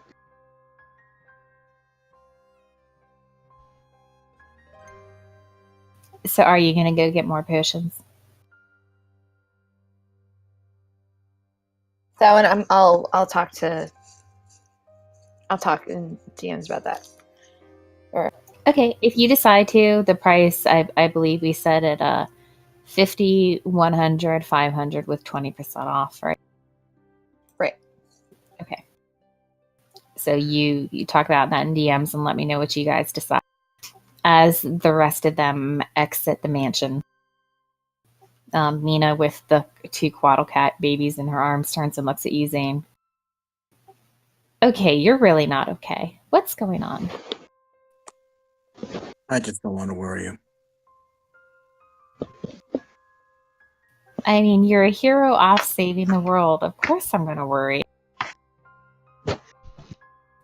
Yes, but I don't like the way you react when you hear about the assassins. It puts worry on you that I don't want to put on you. She kind of gives you this exasperated look. Zane, that's what partners do. Most of my frustration comes from the fact that this is still happening, even though I practically burnt down your enemy. What's his name again? Oh my gosh, Christy. Even though I practically burnt down Dugent's house, like I said, I thought I put the fear of God in him. I don't think it was Dugent this time. It was after the party, not me. They just overpowered me. She looks a little confused and then gestures for you to follow her into her room. She sets the Quaddle cats down on the sofa that's in the middle of the room, that kind of round sofa that you guys were sitting on last time you were there. What happened? We got separated. They knew where we were going to be and what time we were going to be. And they surrounded me and they took me down.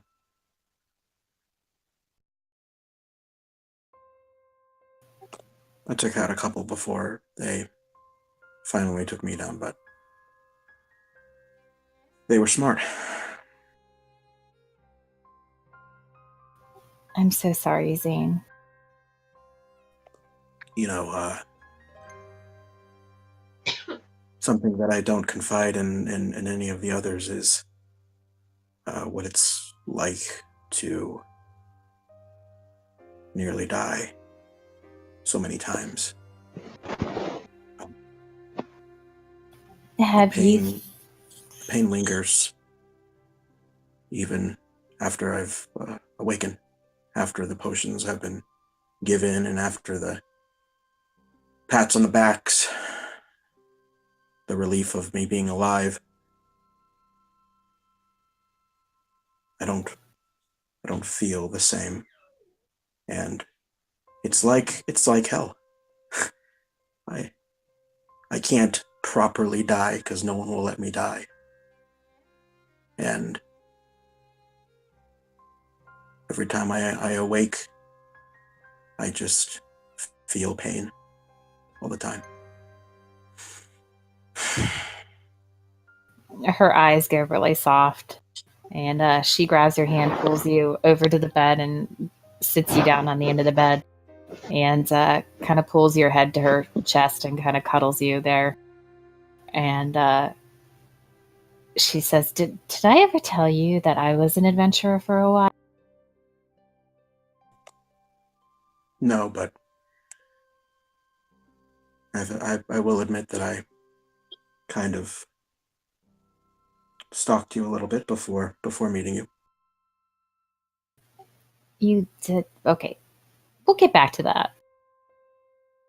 I just looked you up in books, that's it. Yeah, we'll get back to that. So one of the members of my party was a barbarian, Goliath, really tall guy. And I have to say the same thing tended to happen to him, because he was the one who always threw himself out in front of the rest of the party to protect us. Honestly, I'm pretty good with magic, but if someone swung a sword at me, it wouldn't last long. Feel like, looking at your group, you're pretty much in the same situation. And I'm sure that everything you have done is to protect them. You know, there's always the option of retiring from adventuring. You could stay here. We could work on your political campaign. It doesn't always have to be using.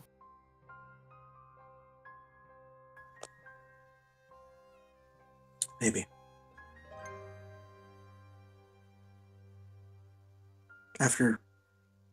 After this obligation that I have, I'll consider it.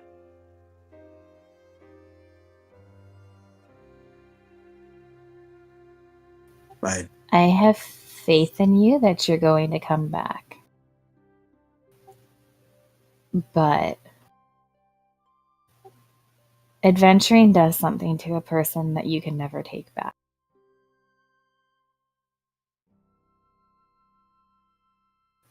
And as much as I hate to admit it, you're very young. And I think you have a lot more that you're going to see before the day is done, so to speak. Yes. How? By the way, this is incredibly comfortable. Please don't stop running your fingers through my hair.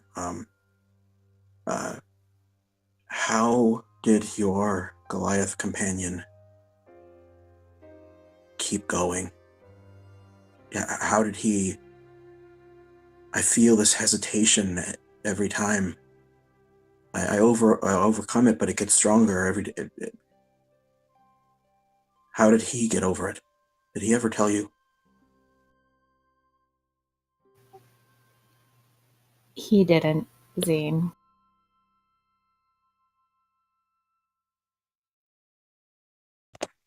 I see.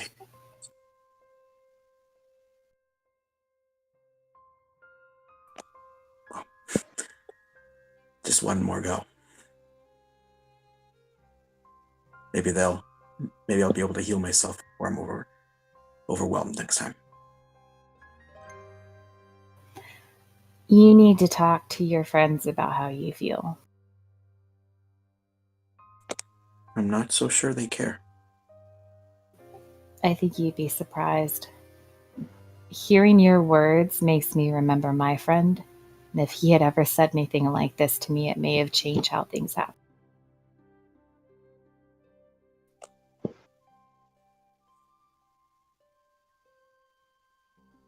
Maybe on the journey.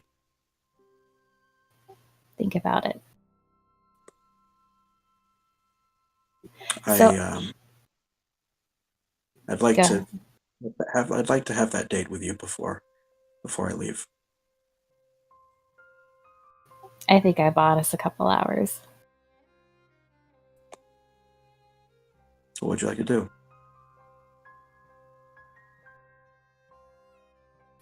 How about we just stay here like this for a little while? I'm okay with this. So she kind of lays down, pulls you onto bed, and for lack of a better words, the two of you spend the next couple hours cuddling, talking. She tells you a little bit about her adventuring, not too much. She tells you that she was in a party with this Goliath and a couple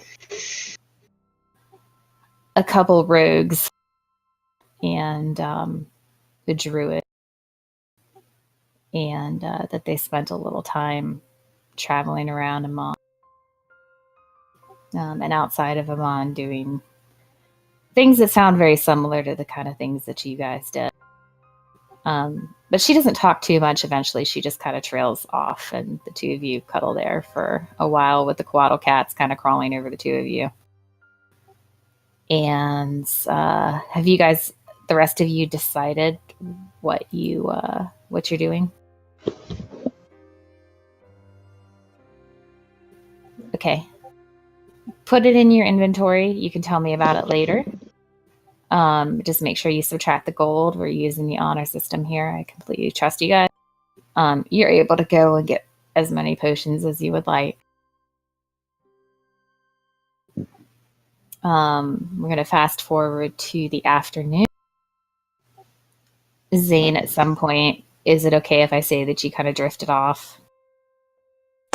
Oh yeah, I definitely fell asleep in her arms. He's exhausted. He hasn't been sleeping well. So she wakes you up with a kiss and says, I'm sorry, but it's time for you to go. I think your friends are going to be waiting for you. And when I get back, can we do this all day? I think I can pencil you in. Just once a week.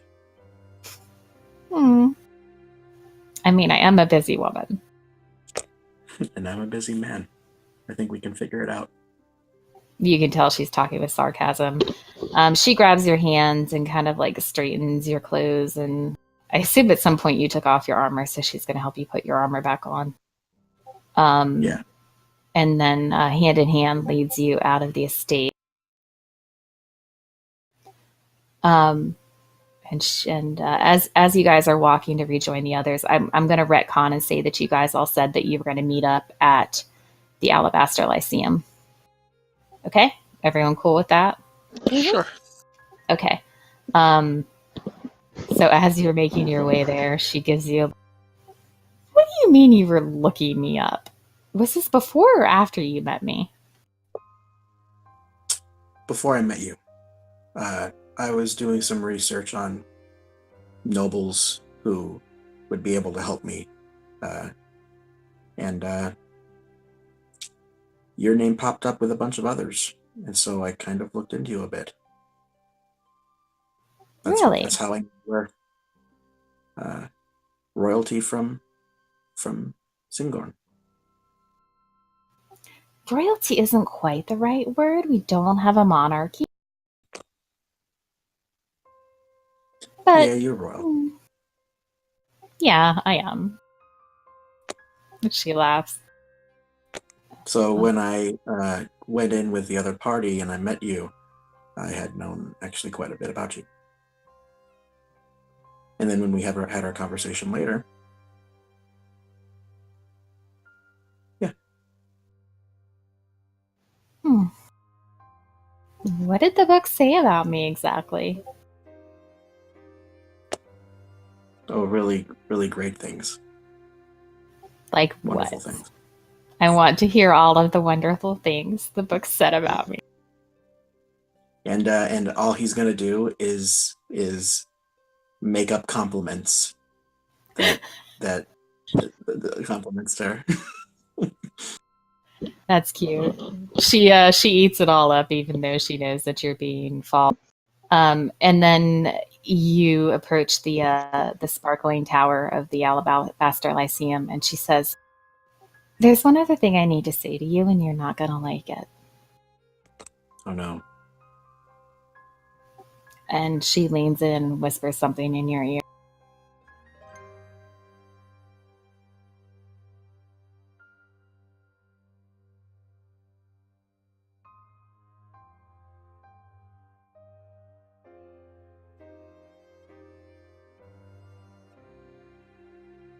And she pulls back and kind of gives you a look.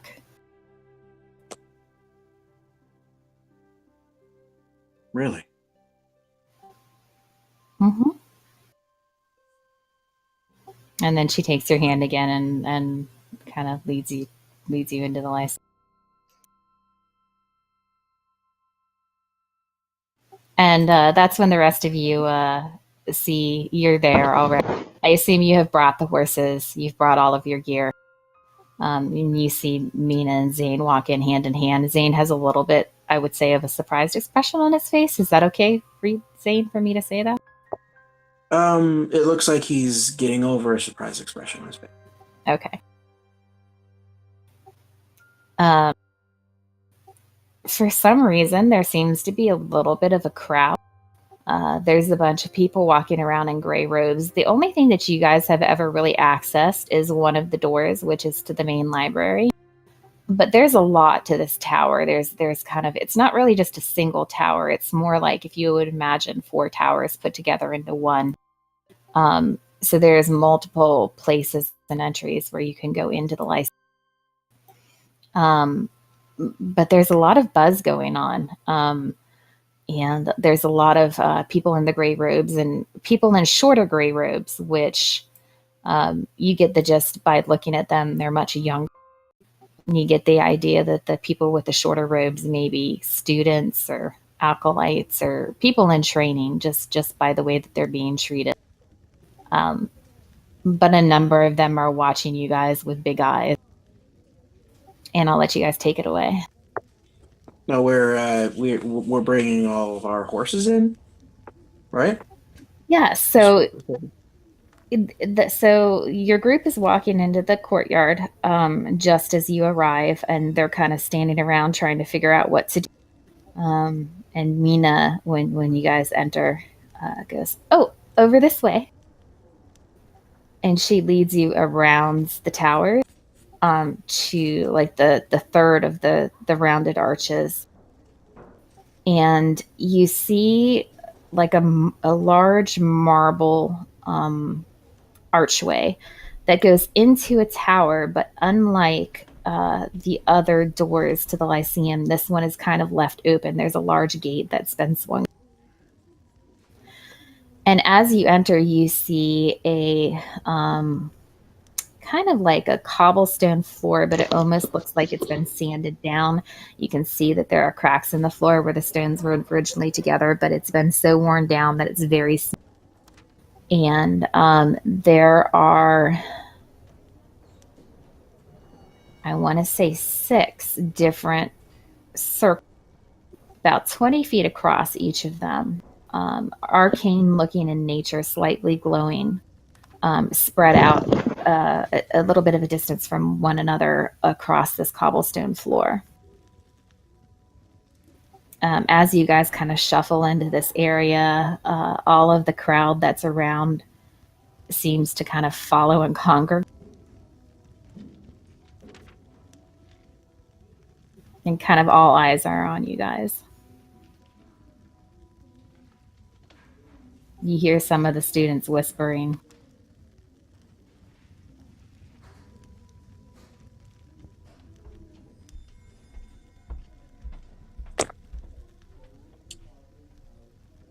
I guess we're a show now.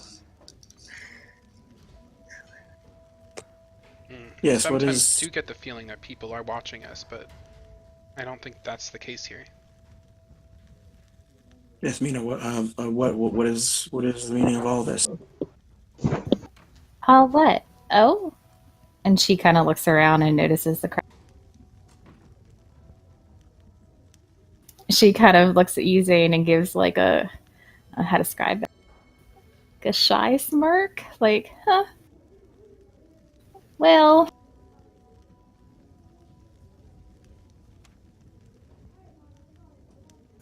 I mean, let's say that you had heard about a famous warrior and he was showing up in your home.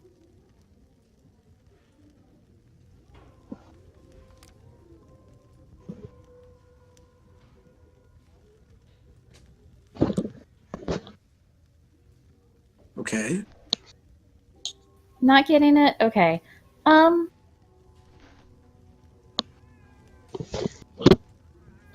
She kind of like gives a little wave to the crowd. A couple of the girls squeal. A couple of the guys like clutch their hearts. Yeah. That, I guess, is the thing. Oh, this is for you. Yeah. I mean, I did have to tell them that we were coming, so kind of sent a little bit of a message earlier before you fell asleep. Okay. So, how famous are you? I mean, not like super famous. But apparently Zane read a bunch about me in the books. I'm gonna have to get my hands on those. Let's just say that... a little bit on a couple of the positive things that were said. No, really? Yes. She laughs and gives you a kiss. And you can almost hear the hearts of all the young men in the room breaking as that happens. And she grabs your arm and leads you to one particular circle. careful to avoid stepping on the others as she walks around. So how is this going to work? Well, same way magic usually works. All the people kind of start crowding in a little bit, and one kind of official person in very long gray robes, it's an older man with a long beard, walks up. Lady Renolith, do you require any assistance? And she kind of waves him off. No, it's fine. I've got it. And she turns back to you, Zane. There's not a lot of people in the city who can cast this spell, so I agreed to let the students watch. I see. So you asked how this works. Well, in order to use a teleportation circle and move this amount of people and gear, she kind of gestures at the horse. You have to know the receiving sigils on the teleportation circle where you intend to travel to. And you're kind of in luck because I just so happen to have grown up in Singorn. So you guys stand in the circle, bring your horses, bring your things.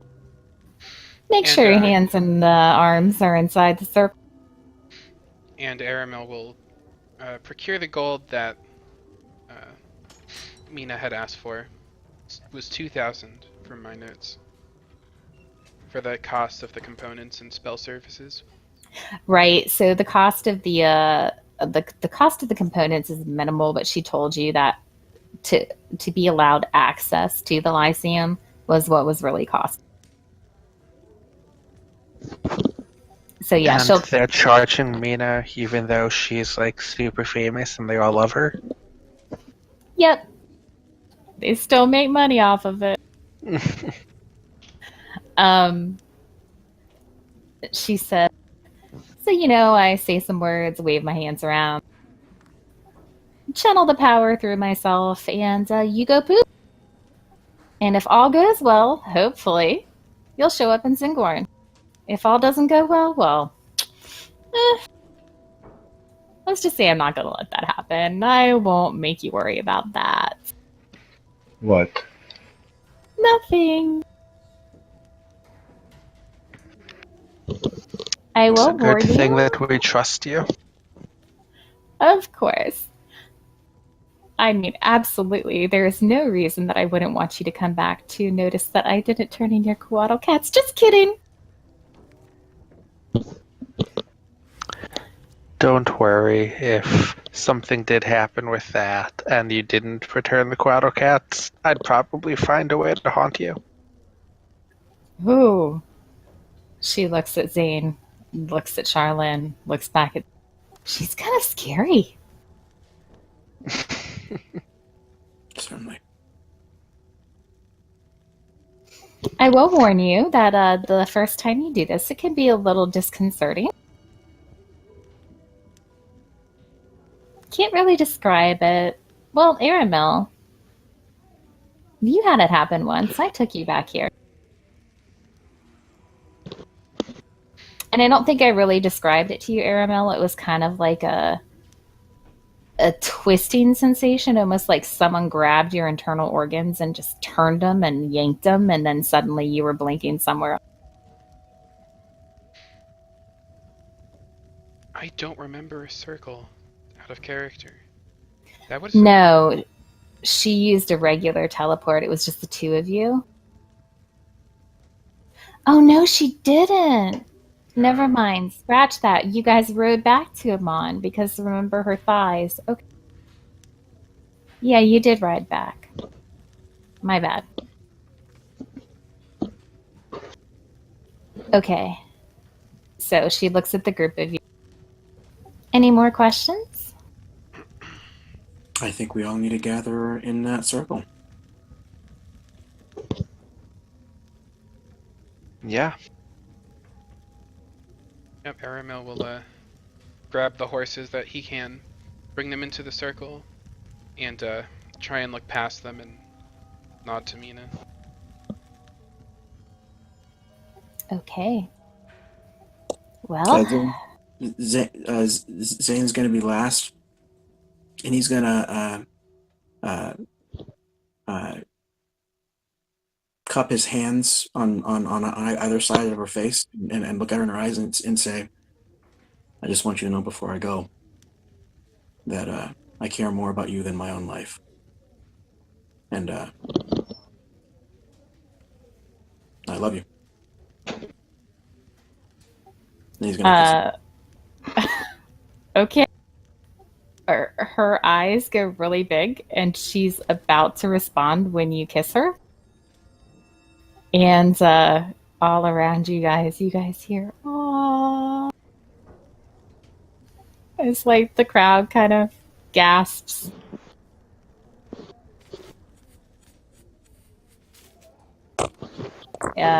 She enjoys a kiss for a second and then steps back.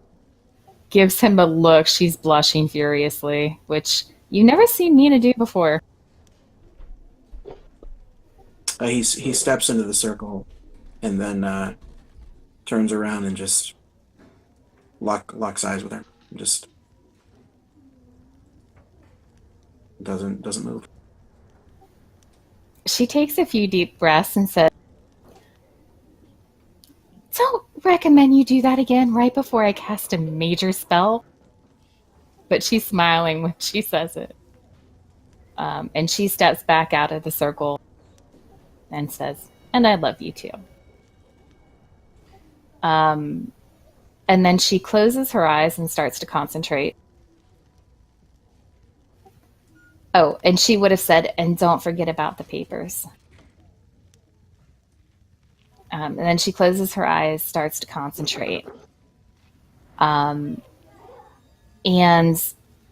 definitely Randolph Phineas has never seen this before. I don't know how perceptive the rest of you were when you watched the battle between her and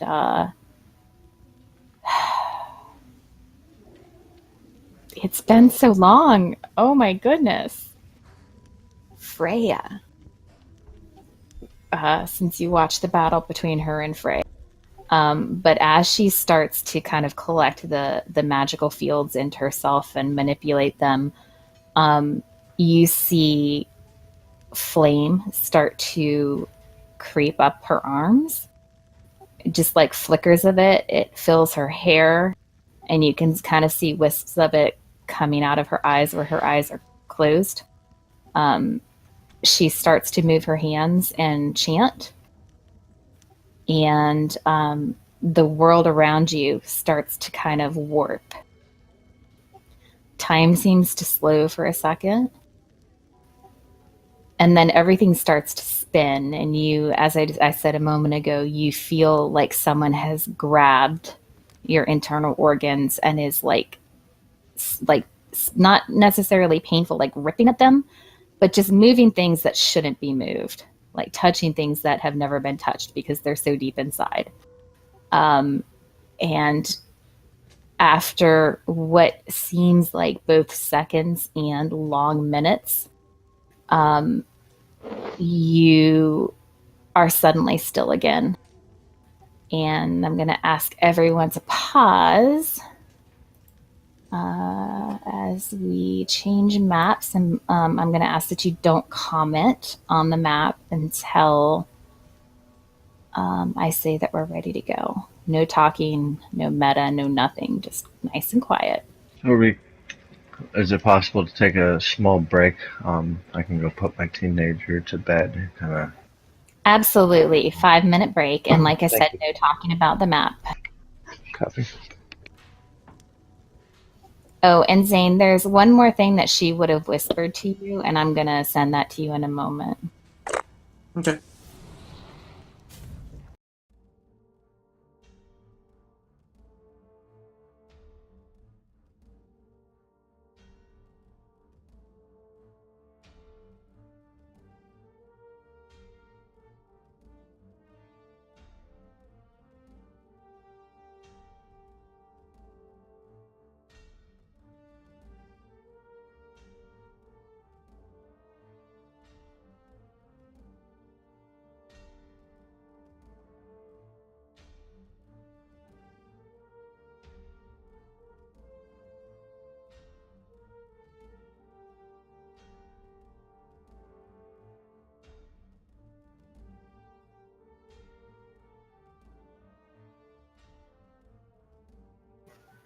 No, I don't think you need to pause the recording. I think we're fine. If anyone's listening, just fast forward like 2 or 3 minutes. And I will be right back.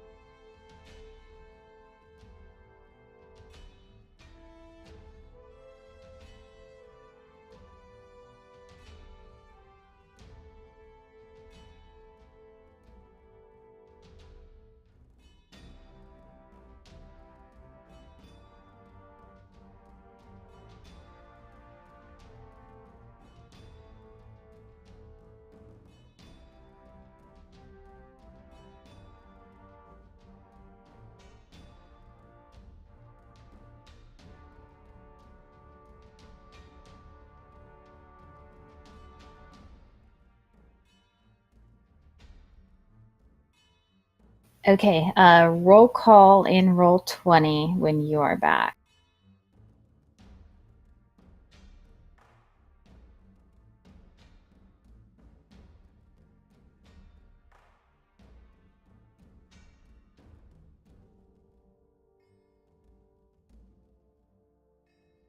So you're sweet on a Josh and a pasta.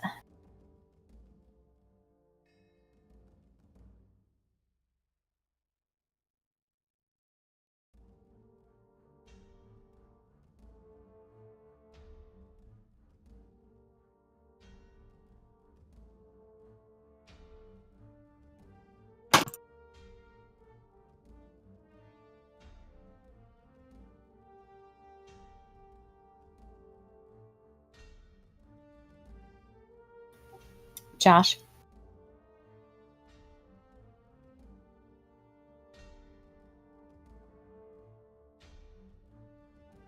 Okay, Kamara, do you speak Elvish? No. Zane, do you speak Elvish?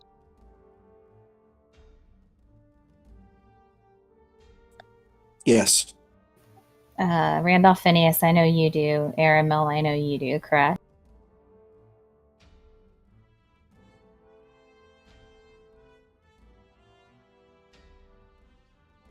Pasta sounds so excited right now. Can I do a hindsight, possibly? Hindsight? I would have changed my self before we left.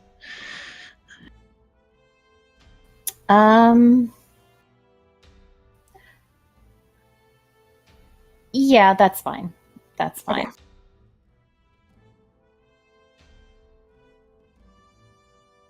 I know you had talked about it already, so I'll let you do that. So I look like an elf. Okay. Is there a particular elf that you look like? Or just a generic elf?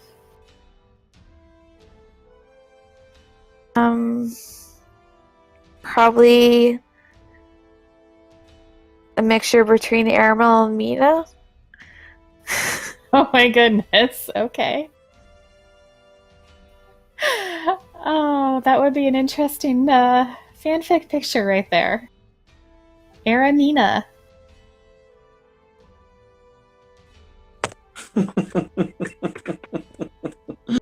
Are you into it, Zane?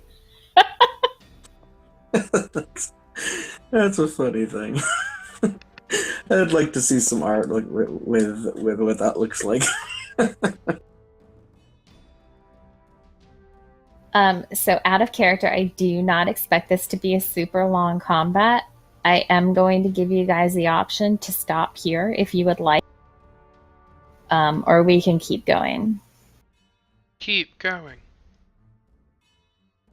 I definitely need to go to bed soon, but I can definitely start the combat and get to, at the very least, almost 12 p.m.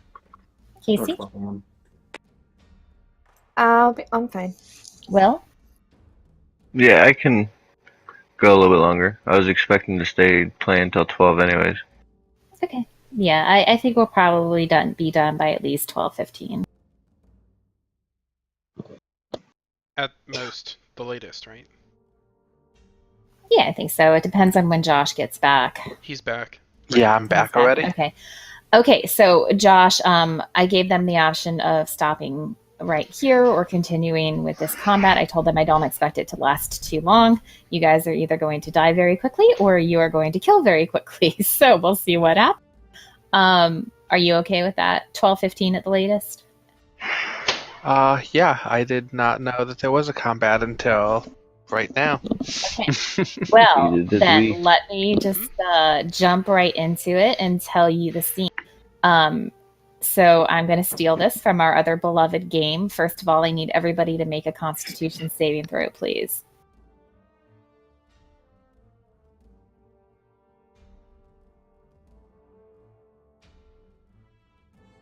Okay.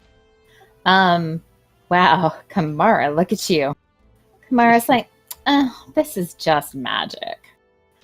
So all of those thrilling and twirling and disorienting sensations, and for a moment the entire world is silent and still, and the five of you open your eyes, and everyone feels kind of nauseous and disoriented. Charlene, you you lose your lunch. Just can't help it.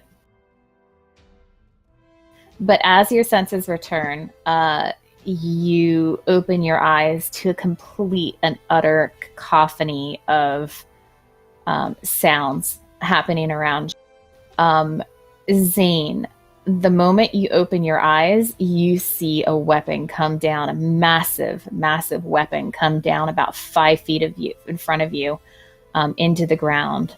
And it just shudders the ground. And you look up, and in front of you, you see a massive giant with flowing white hair, huge muscles. It didn't end up much bigger than the icon anyway. But that's what it looks like. There are 2 of them in front of you. There are a number of bodies on the ground in front of you, and the horses that you guys have, with the exception of Maximus, immediately scatter in every which direction at the sight of this.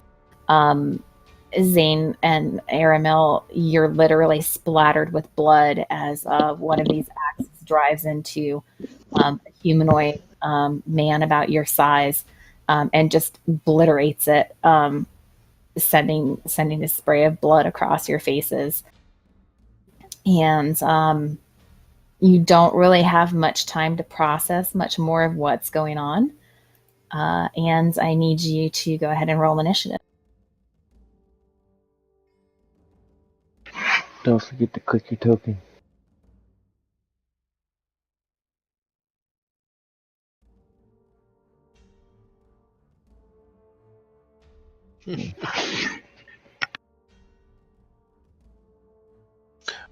Well, I beat one person in initiative. This is interesting. Usually, I'm last in initiative.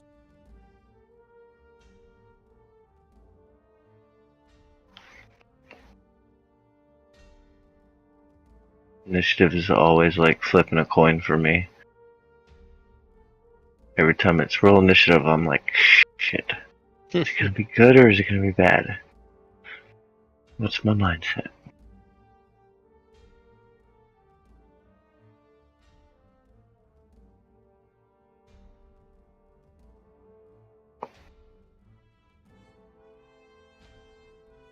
Give me one moment. There's a couple things that I have to do. Yep, take your time.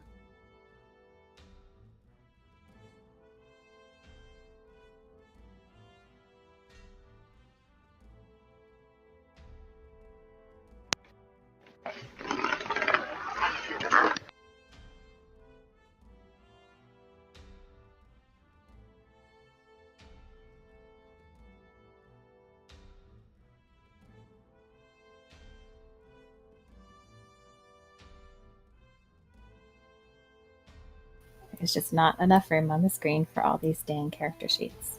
Do you know that if you double click the the name, it minimizes it? Where have you been all my life? I mean, we've always been here. Thank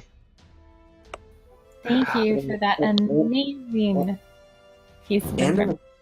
And there in the top left, there's a button that turns it into a tab, I think. Oh, beautiful. Okay. So, Aramil, you see what you see in front of you. There's yelling and shouting all around you in Elvish. And it is your turn. I will tell you that these creatures are... They are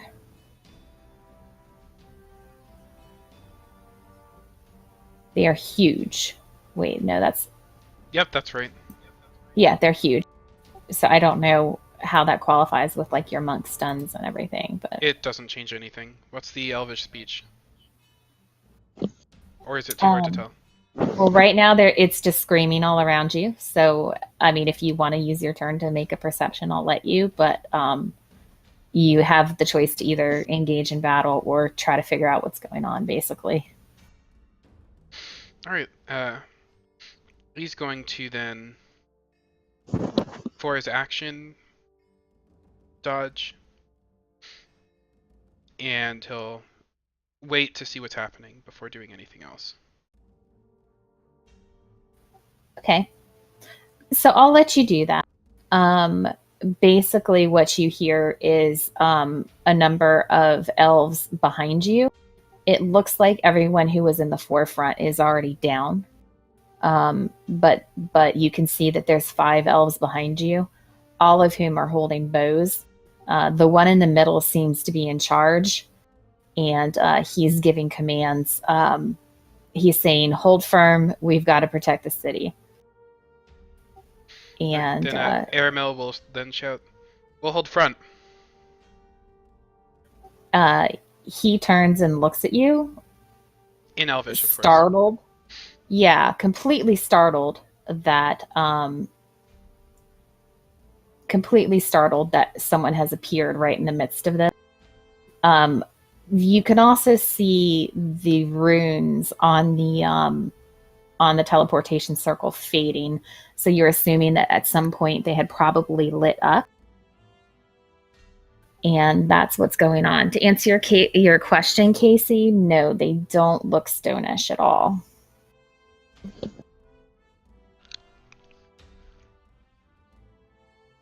Okay, Right. Is that your turn? Yep. Okay. The one in the center yells in Elvish, and a number of the scouts loose their arrows. If you'll give me a moment. So each of them have 2 attacks. Oh, nice. Okay. Okay, so that's the first scout. Wow, these are doing really good. Oops, that was the short sword. Let me redo that. Miss and a hit. Okay. Scout 3.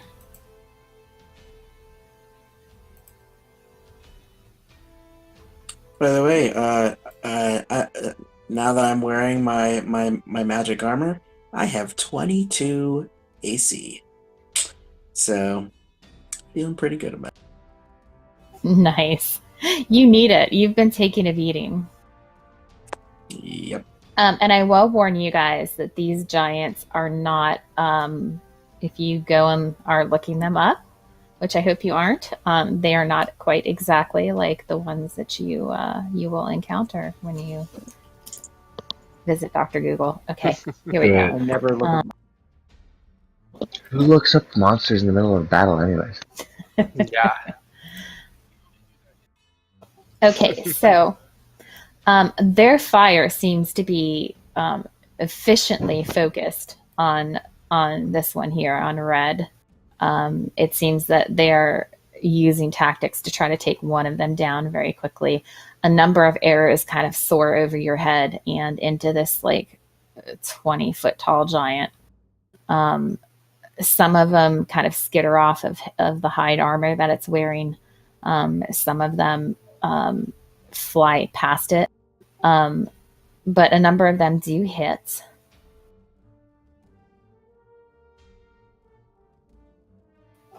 That is the scout's turn. Oops, give me 1 second.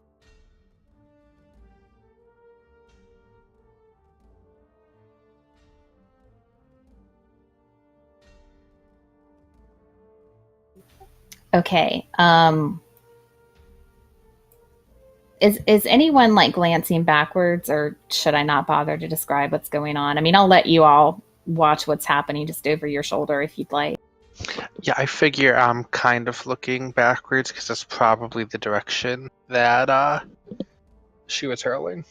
And I'm definitely taking stock of my entire situation because it's just who I am. Zane is absolutely focused on the giant things in front of him that are. Okay, so those of you who might be looking back, you see this figure who was actually up in the branches of a tree, jump down rather gracefully into a roll and then land on one knee with his bow already out. And then almost quicker than your eyes can see, he draws and fires off 3 arrows. All 3 of which go straight into the giant's neck. The pink giant? There's a pink one? The red one. I think it's red. Oh, okay. Forgive me if I'm wrong. And on that last arrow,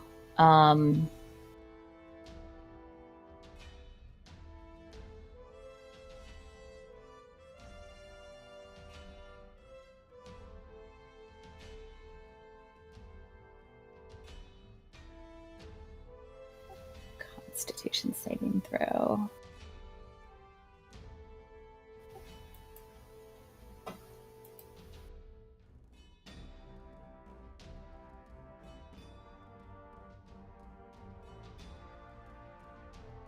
Ooh. Okay. The last arrow that kind of slams into his neck, Kamara, you see something that's kind of familiar to you, kind of this black energy, which feels to you very much like your Toll of the Dead a little bit. Kind of like scatters across its neck, but the giant just seems to shake it off. That is his turn, and it is Giant's turn. Which giant? It is the uninjured giant's turn. He's going to step right here and look down. Let's see, how intelligent are these? They're so-so. Okay. It gets 2 attacks with its Morning Star.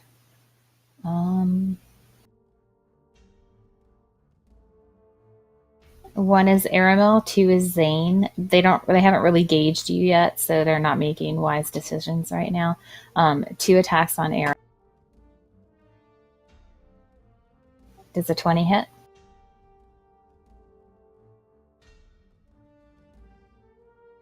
$18 damage. 18. Oh, 25. These are massive.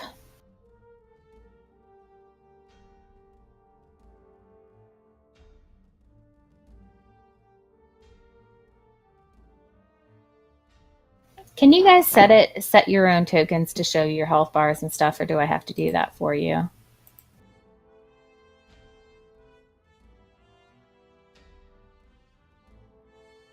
To the sheet, yeah. Okay, I'll worry about that later, but Aramel, describe how hurt you are.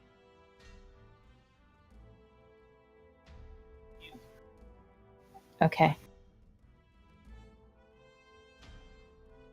So all of you have fought with Aramel, and you've seen kind of the amazing things that Aramel has endured.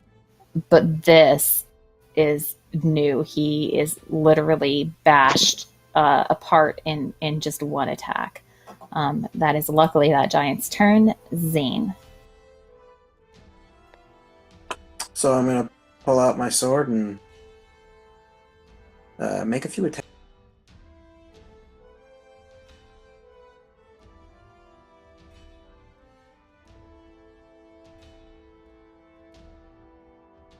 Okay, so I will tell you the AC on these guys is 18.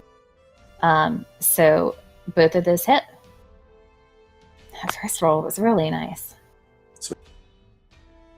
And I'm using fire damage. Okay. And then I am going to... He's going to have disadvantage on anybody but me. Very nice. Let me just grab my calculator out here.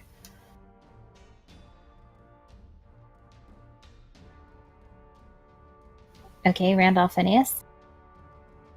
Yeah, you look like you're doing damage to him. The fire doesn't seem to particularly make much of a difference, but it's hurting.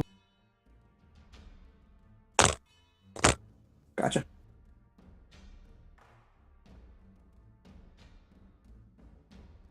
Alright. Interesting.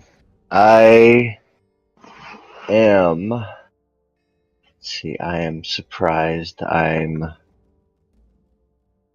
Aramel's already been hurt. Alright,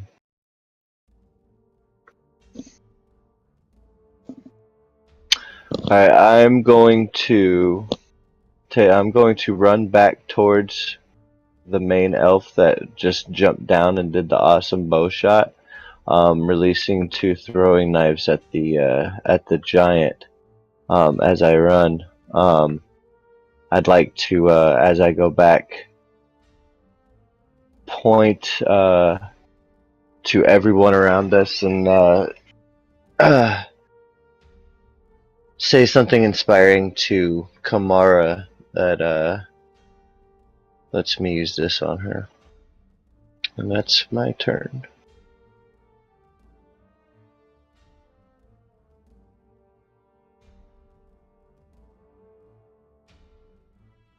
Okay.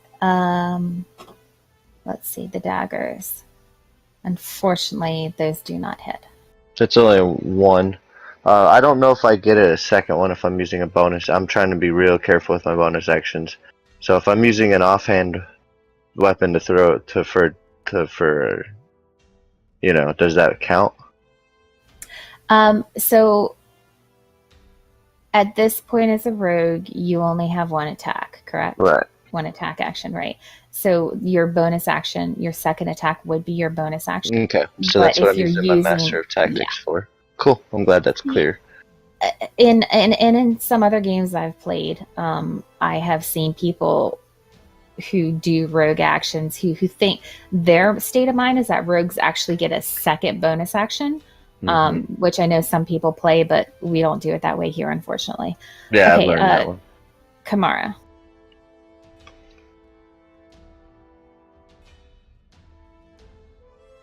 I really need more poison. Good thing you're headed towards a city full of drow.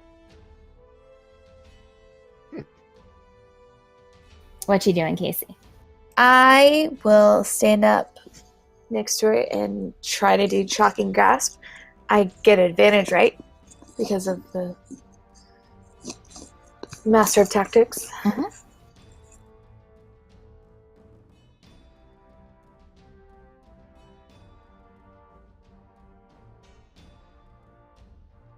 At 17 plus 9. That's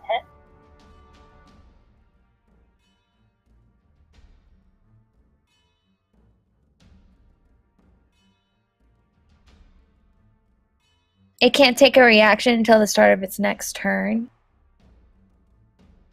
Okay, well, this would be a really good time for you to move away then. I'm going to. I thought you were. How much damage did it do? 7 damage. Okay. So where do you move to? And Charlene, you're on deck.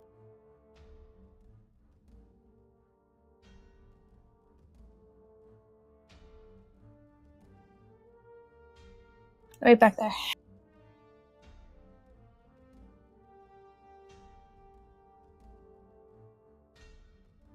Okay, Charlene? Okay.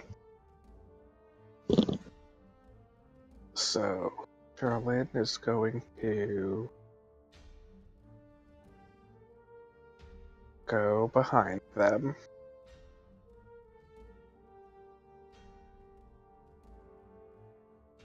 And, Good.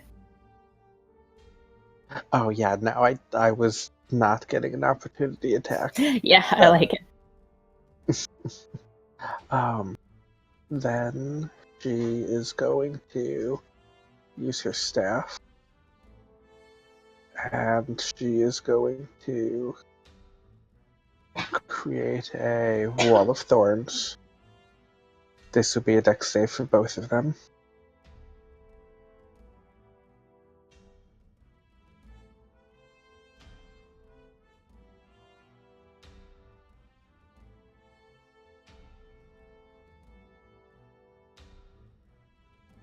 Okay, dex save.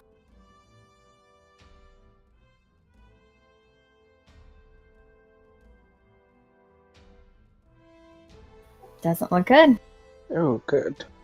So that's 39 damage to both of them. Okay, I'm subtracting that. What else? And then she is going to turn into a giant constrictor snake.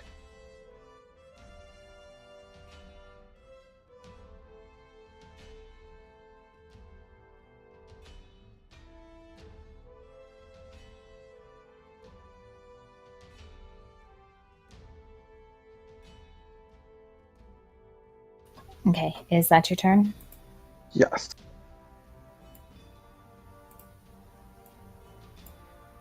That's the right side. Yes. And I'm gonna move it just one over in a second when I have a chance. Okay. Question for you. Yes.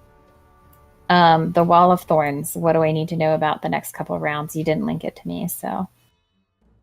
Okay. It is going to be right.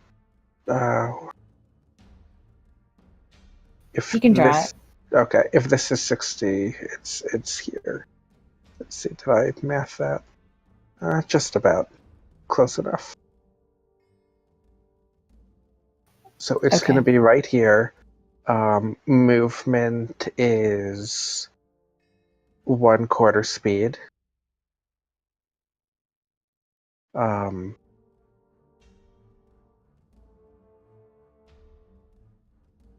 Here, I'm gonna... That is what it does. Okay. So, yeah. It's that thick. They get that damage if they end their turn or move through it. Okay.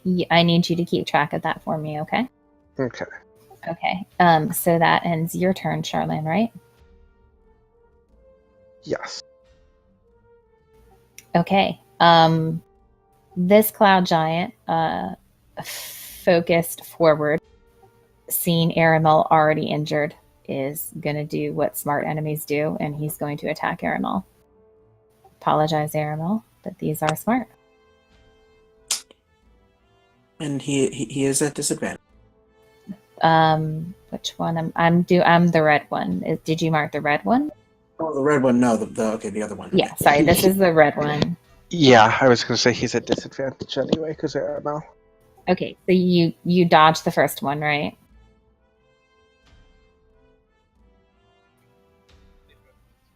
Okay. Whew, that's actually lucky. Give me 1 second.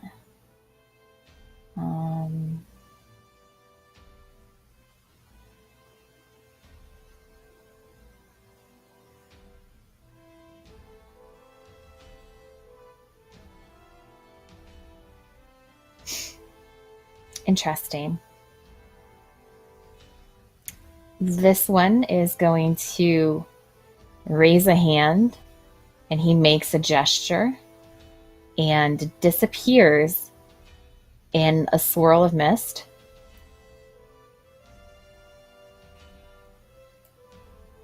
And reappears here. Well, that's annoying. Hey there, buddy. And that is his turn. Aramel.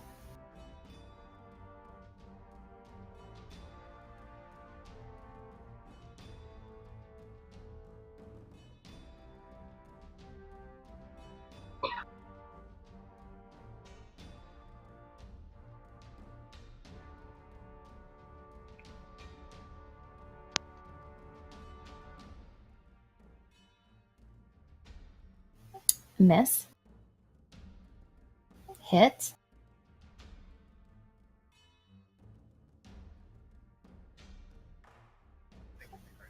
Okay, so that's 8 damage, and then in addition to that, I need to make a Constitution saving throw.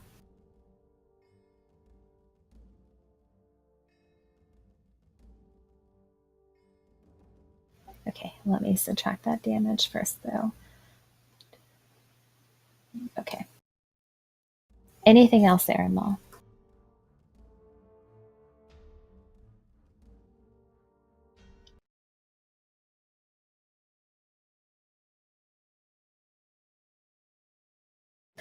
Oh no. It sounds like something I would do.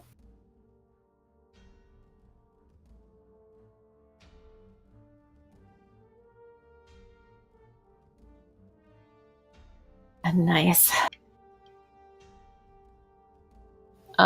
So that's barely a hit, but connects. The second one, you're hitting it like it's kneecap.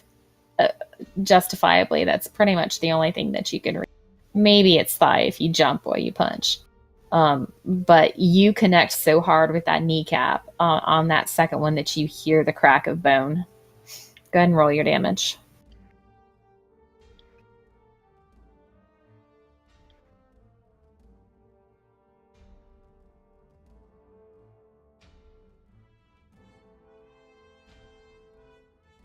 What should it be?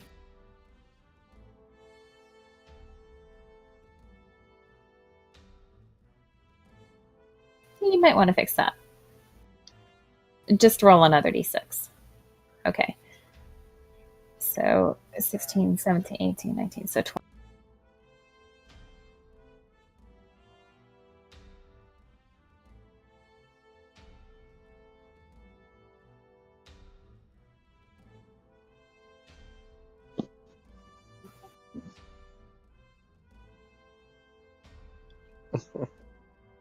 I mean, it'll extend the time. Won't it?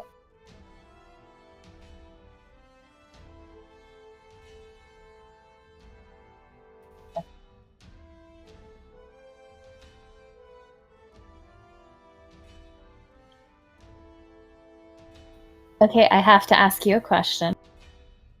Are you sure that you want this thing to fall down?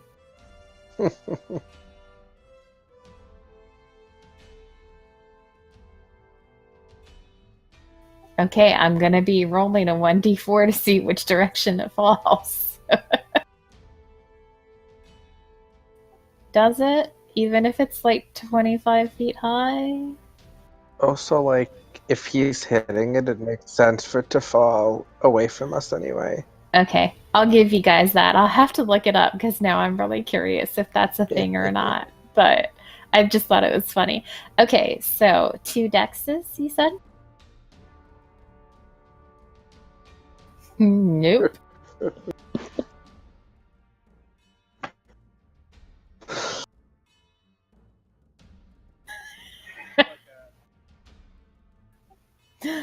bio break. So this thing, as Aramel described, oh my gosh, he can move so far so fast. Monks, oh my god. This thing like hits the ground on one of its knees, and there's just this thud. The trees shake. I want to make all of you make dex saving throws to stay on your feet, but I'm not that mean but it's funny. Like all of you kind of wobble in place for a minute, trying to keep your balance. And that is Aramel's turn. The scouts continue to focus their fire on red.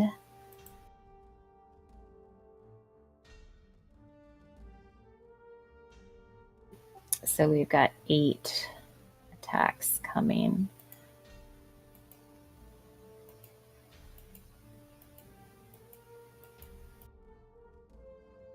Okay, let's see which of those hit. That one hit. And that one hit. Oh god. They were a little thrown off by the inbound. They weren't expecting that. So they don't manage to do much damage this round.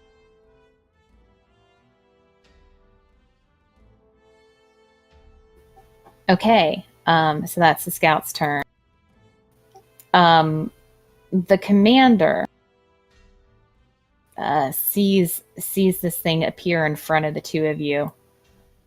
He steps up to engage it, and he says in Elvish, which Kamara, I don't think at this point you can understand, but Randolph Phineas, you can. He says, "I don't know who you are, but I'll hold it off. Step away." And he drops his longbow and attacks it.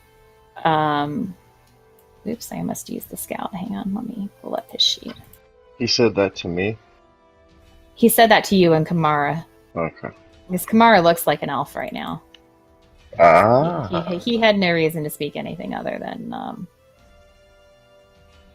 let's see, what is he going to do? Okay, so he drops the bow and pulls a longsword from his belt, and starts laying to this thing, holding his longsword two-handed. So that's going to be a miss. That's going to be a hit, and ooh, that one doesn't go over well. Let's see how much damage he does. Not very much.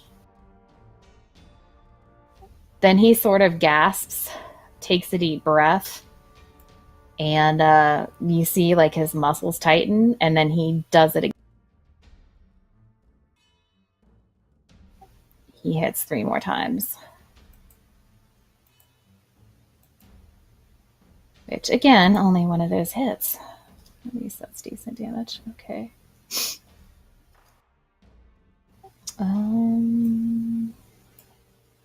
That's his action search. Is he going to do anything else? Nope, I think that's it for him for right. Okay. So we come to Blue. Blue is still kind of focused forward. I don't think he even really has realized. Did you hit them, Charlene? You haven't hit them yet, have you? Nope, only with magic. Okay, yeah. So he's irritated by this wall of thorns and is kind of struggling in it a little bit. Sees Zane and makes his attacks on Zane. These are not at disadvantage because he's attacking you, right? That's right. AC 22. Does he stand up? Oh, he does stand up. I'm sorry. Okay. So I was going to say they would be at disadvantage because he was laying down, but if he stands up, fine. No, that's a good point. He would definitely be smart enough to stand up. Thank you.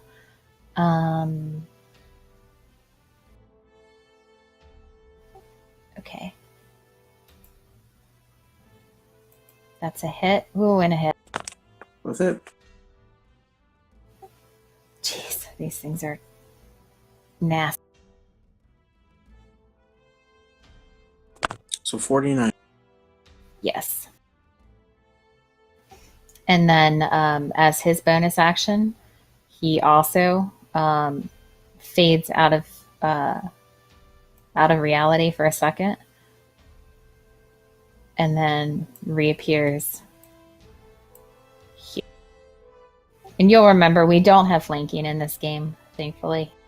I saw where the videos go. Oh my god. Yep. Okay, so that is his turn Does that wall of thorns stay up? until she drops it. Yes. Okay. Yeah. Okay, Zane. Let me tell you that at this point, Red is looking not too much of a difference in the injury between them because the archers have all been focusing on the blue one. You guys have been focusing on the red. Red does look more hurt than the blue right now. It's actually the other way around. The archers were going after the red, and we were after the blue. But My bad. You are absolutely right. Okay, so let me write that down. Blue and red. I didn't. Blue, red. Okay, so blue is looking a little more injured than the red. okay, so I'm going to use second.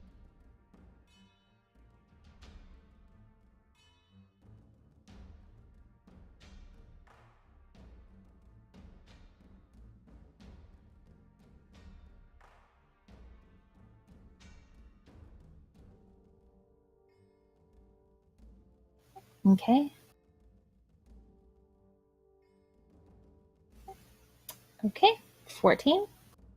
Aren't you guys level 7? Nope, No. level 6. Are we Not supposed to yet. be level 7? No, I Yeah, guess you not. said not to level up. I asked you last time. Okay. Okay, so you second wind. What else?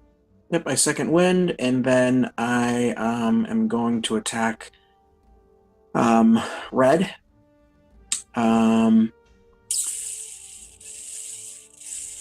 Considering action surge, but we'll see what happens after the first two.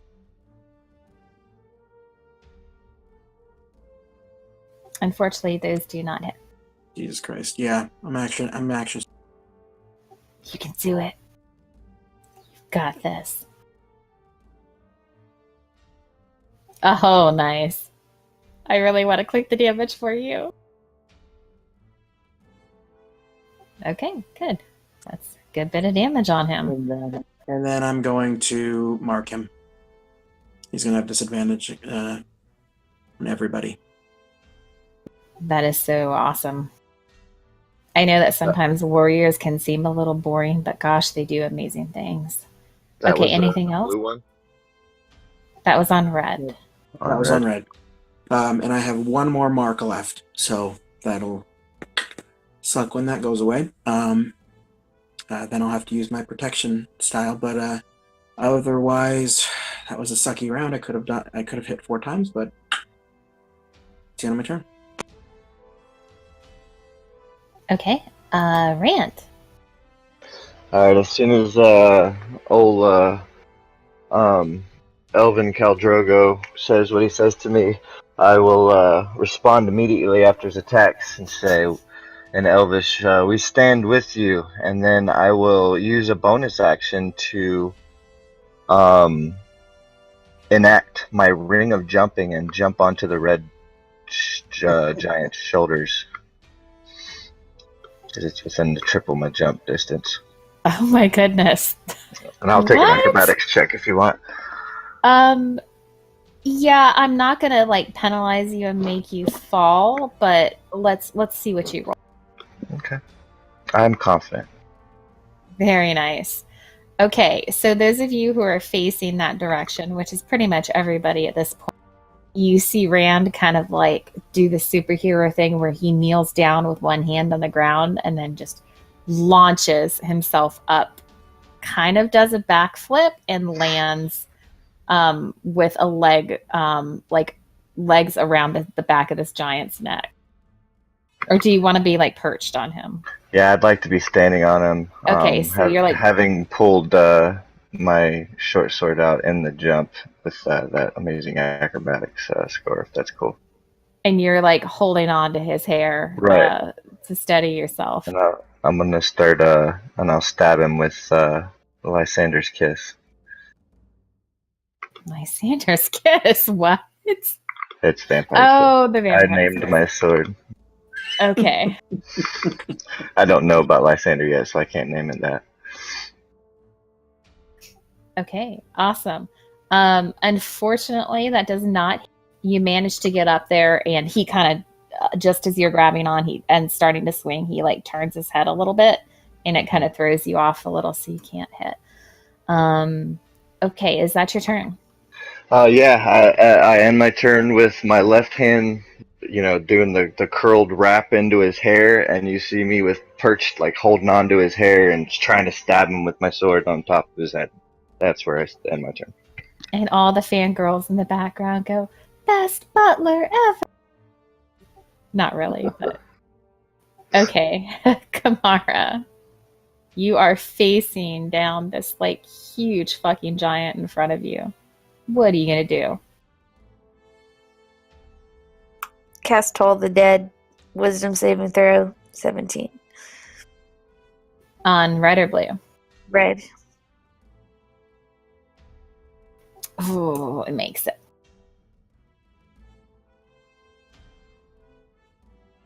What else are you gonna do? Is it half damage or is that a cantrip? Cantrip.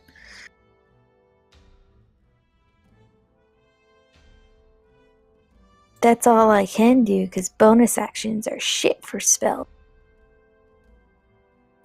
Okay.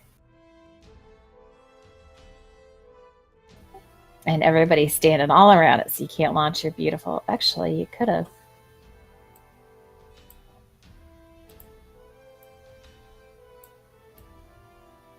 I was thinking of You trees. probably would have caught. Yeah, you probably would have caught some trees on fire. But Kamara, I will tell you, I'm not that DM that is gonna prevent you from using your best spells all the time. I promise you. In fact, if you want to retcon that, you may catch the trees on fire, but between all of you, you're more than capable of putting it out later. I'm not going to say that you burn down someone's homeland. Because right now, lives are at stake. So retcon that and go ahead and do your fireball. Okay. Also, keep in mind, because they're so tall, if you do it in the air, you could hit both of them and none of us. Yeah. Could I do it in the air and like try to hit hit both of them? I might accidentally hit Randall. Oh no, yeah. You better do, if you're going to do it, you better do it on the blue one, because you will hit Rand, because he's literally on the red one. Do your thing. I won't judge. I'm a good butler. You don't want to get hit by one of her fireballs. Tell you what. I kind of want to do that though. Do your thing. Like, he is on the neck, so it's possible that you could, like, just get the head without the neck. We're not going to go that far into the rules. Okay. So you said they're 25 feet up, right? Feet tall. Yes. So if I did it, so it was like I will let 10 you do it feet at above. his feet. Yeah, go ahead. No, if I did it so it's 10 feet above my party, but so that means it's in the air 10 feet above the party, but it's still hitting both of them. But then there's another, 15 feet? So it hit their torso. Would you be thinking all this in the middle of the battle? I would be thinking about where to place it so it hits both of them and not hit the party. So I would be thinking about that. Cool. I see Kamara out there with what's that little tool that shows the angles with a protractor like held up to her eye. A protractor and an abacus. And a sextant. You could Why put is it. there a monkey? Or suddenly? 20. It would be 20 feet up. Okay. That's just me showing an aura of where you could do it. So you could do it here, but in the air, so it only hits this one and the arms of this one without actually catching where Rand actually is. Okay, we'll have to talk about the rules of this later, but I'm okay with that for now. So go ahead, Kamara. Cool. Do your damage.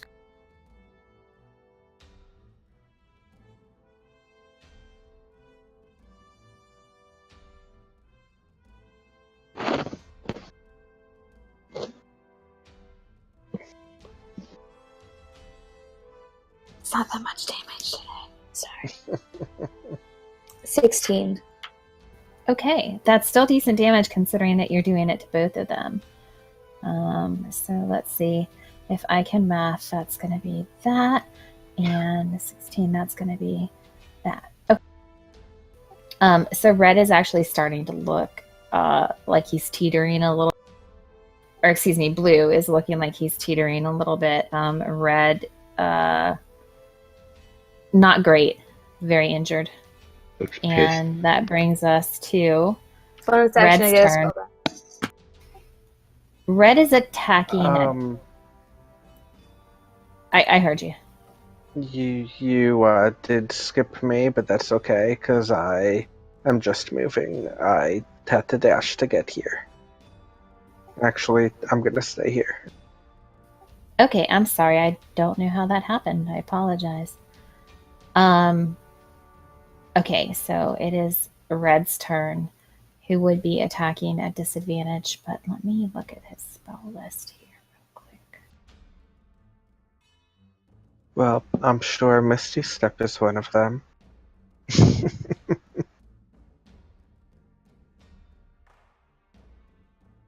What gave you that idea? The second time I use my concentration on Wall of Thorns, and it only works for one turn, and then I just get out of it. That's how it goes. And this time I was like, oh, last time I did it to trap the person, which didn't work because you could still just use your movement to get out. So this time, I'll flank them so they would have to move away from me and I could hit them when they try to leave. Nope, that didn't work either.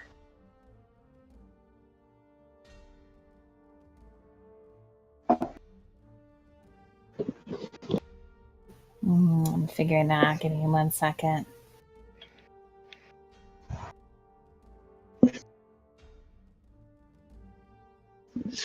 Oh, I'm glad I didn't drop it because I literally almost did. I was almost like, oh, well, that didn't work. Time to just fucking forget about it. But I was like, Okay. yeah, I'll keep it. Sorry, I'm trying to keep this moving, but also keep it interesting. So, Red puts his hands to his temples and looks at Counterspell. Oh, okay. Go ahead and roll it. I need a little reminder of how counterspell works. He is casting a 5th level spell.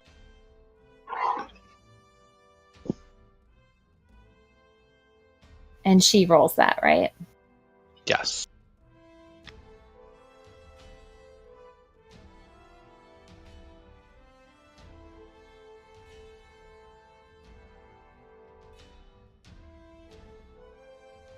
With my rod, I get +1 to spells. So does that add +6? Okay, so it's 15. Nice. Rolled a 10. Okay. I just wanted to see if it's 16 or not. So he was looking, Kamara, at the rather armored elf next to you, and he looks confused when his spell doesn't happen. Gosh, that's his turn. Aramel. All right, In the 40 trees. 40 feet of movement to come right back, of course. He's like huffing. He's like, this is fine. This is nothing. He's going to make some attacks against this guy in front of him with his put together 3-piece staff.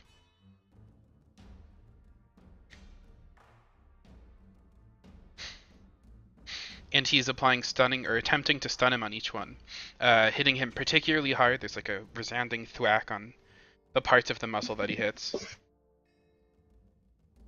All right, that one stuns him. Mm-hmm. And then a second one at advantage. That just hits. 25 total, and then he's going to bonus flurry. Spending another point of ki, doing some unarms against him. I will ask you to roll one at a time, please. Sure.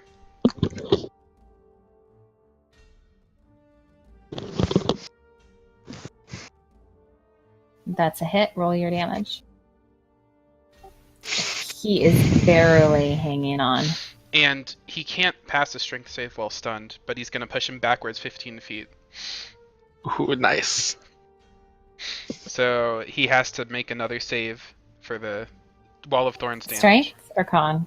It's Dex, and I don't think you can pass those while stunned. Okay. So it's another 39 damage.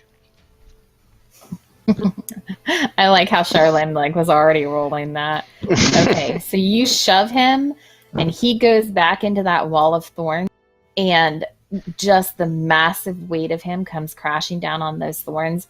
And it does make a big old hole in the thorn wall, but you also see the thorns piercing through his flesh, and he lays and stays still. If you would like to, how do you want to do this and describe it more? Feel free. Oh, sure. So, the first hit comes out on his, shoot. He's gonna take his staff and just thwack it bluntly against his leg, and he loses all ability to use it, and he's, off balance and in shock.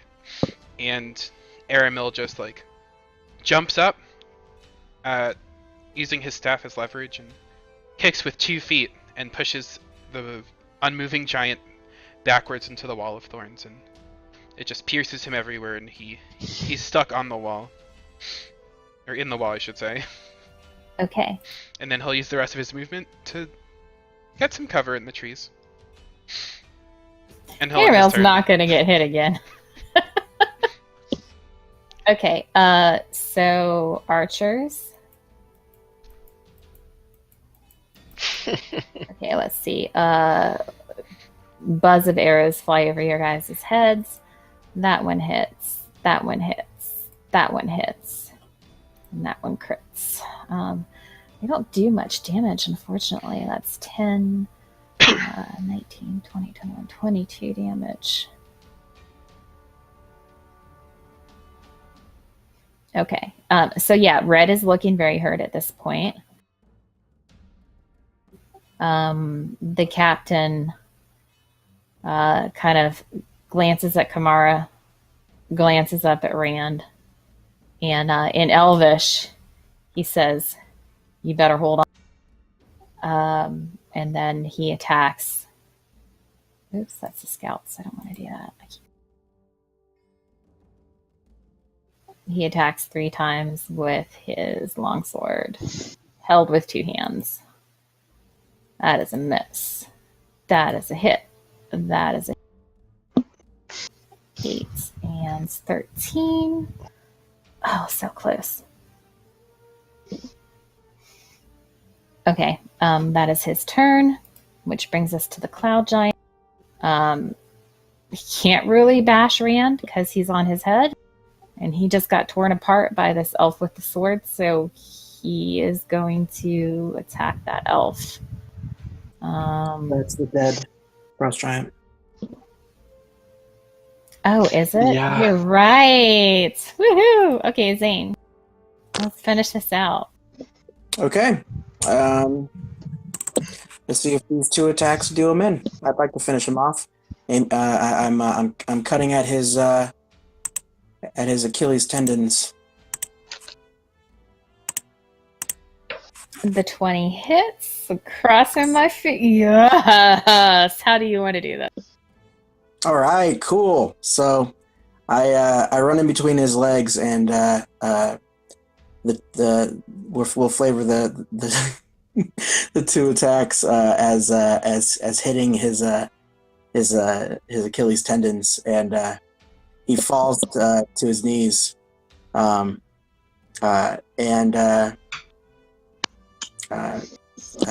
Rand and I both go at his freaking jugular.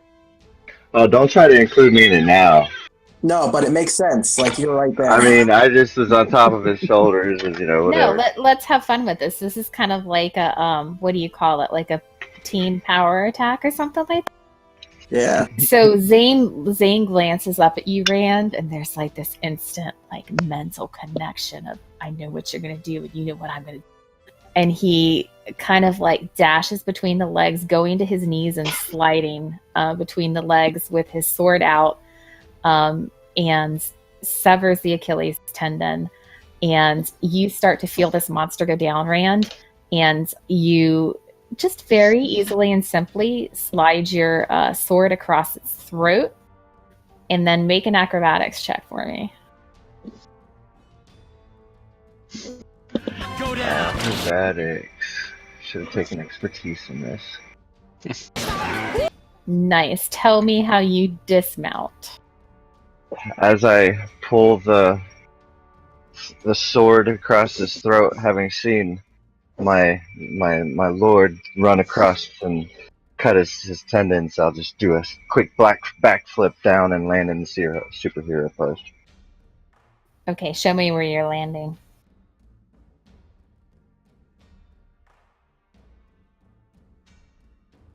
Right in between Kamara and the new guy. Yeah. He glances over at you, looks over at Zane, and then he watches the monster fall, blood just spurting out of its neck, and kind of puddling out and entering the runes that are on this teleportation circle. And you are out of turn order. And the one thing I'm going to do as a teaser before we end it is show you this picture. He's wearing a little more armor, okay? Mm-hmm. This Not is in my headcanon. This is the gentleman that's been talking to me? Yes. Rand notices him. I think everybody does, to be fair. He's got something going on. And Charlene suddenly pops out of snake form. Oh, hello! Okay, so copy that, Kamara. Just remember that for next session. Okay. Guys, I felt like that was really a fun combat. Yeah, I it was. enjoyed it a lot. Do you want to give an outro, Christy? A what? An outro. Since What you know, is that? we're recording, so we need a video. Like, thank you for watching to the future selves of us. Hope you enjoyed reminiscing. Don't I forget to like hope- and subscribe, future self of us. I hope that all of you enjoyed the blood and the gore and the dead giants and the shifting into other people's boyfriends and jumping into bed. Yeah, that was a lot of fun. Good session, you guys. Hope you all actually come back next time after that. And a message from our sponsors. Beep. Okay, you can end it.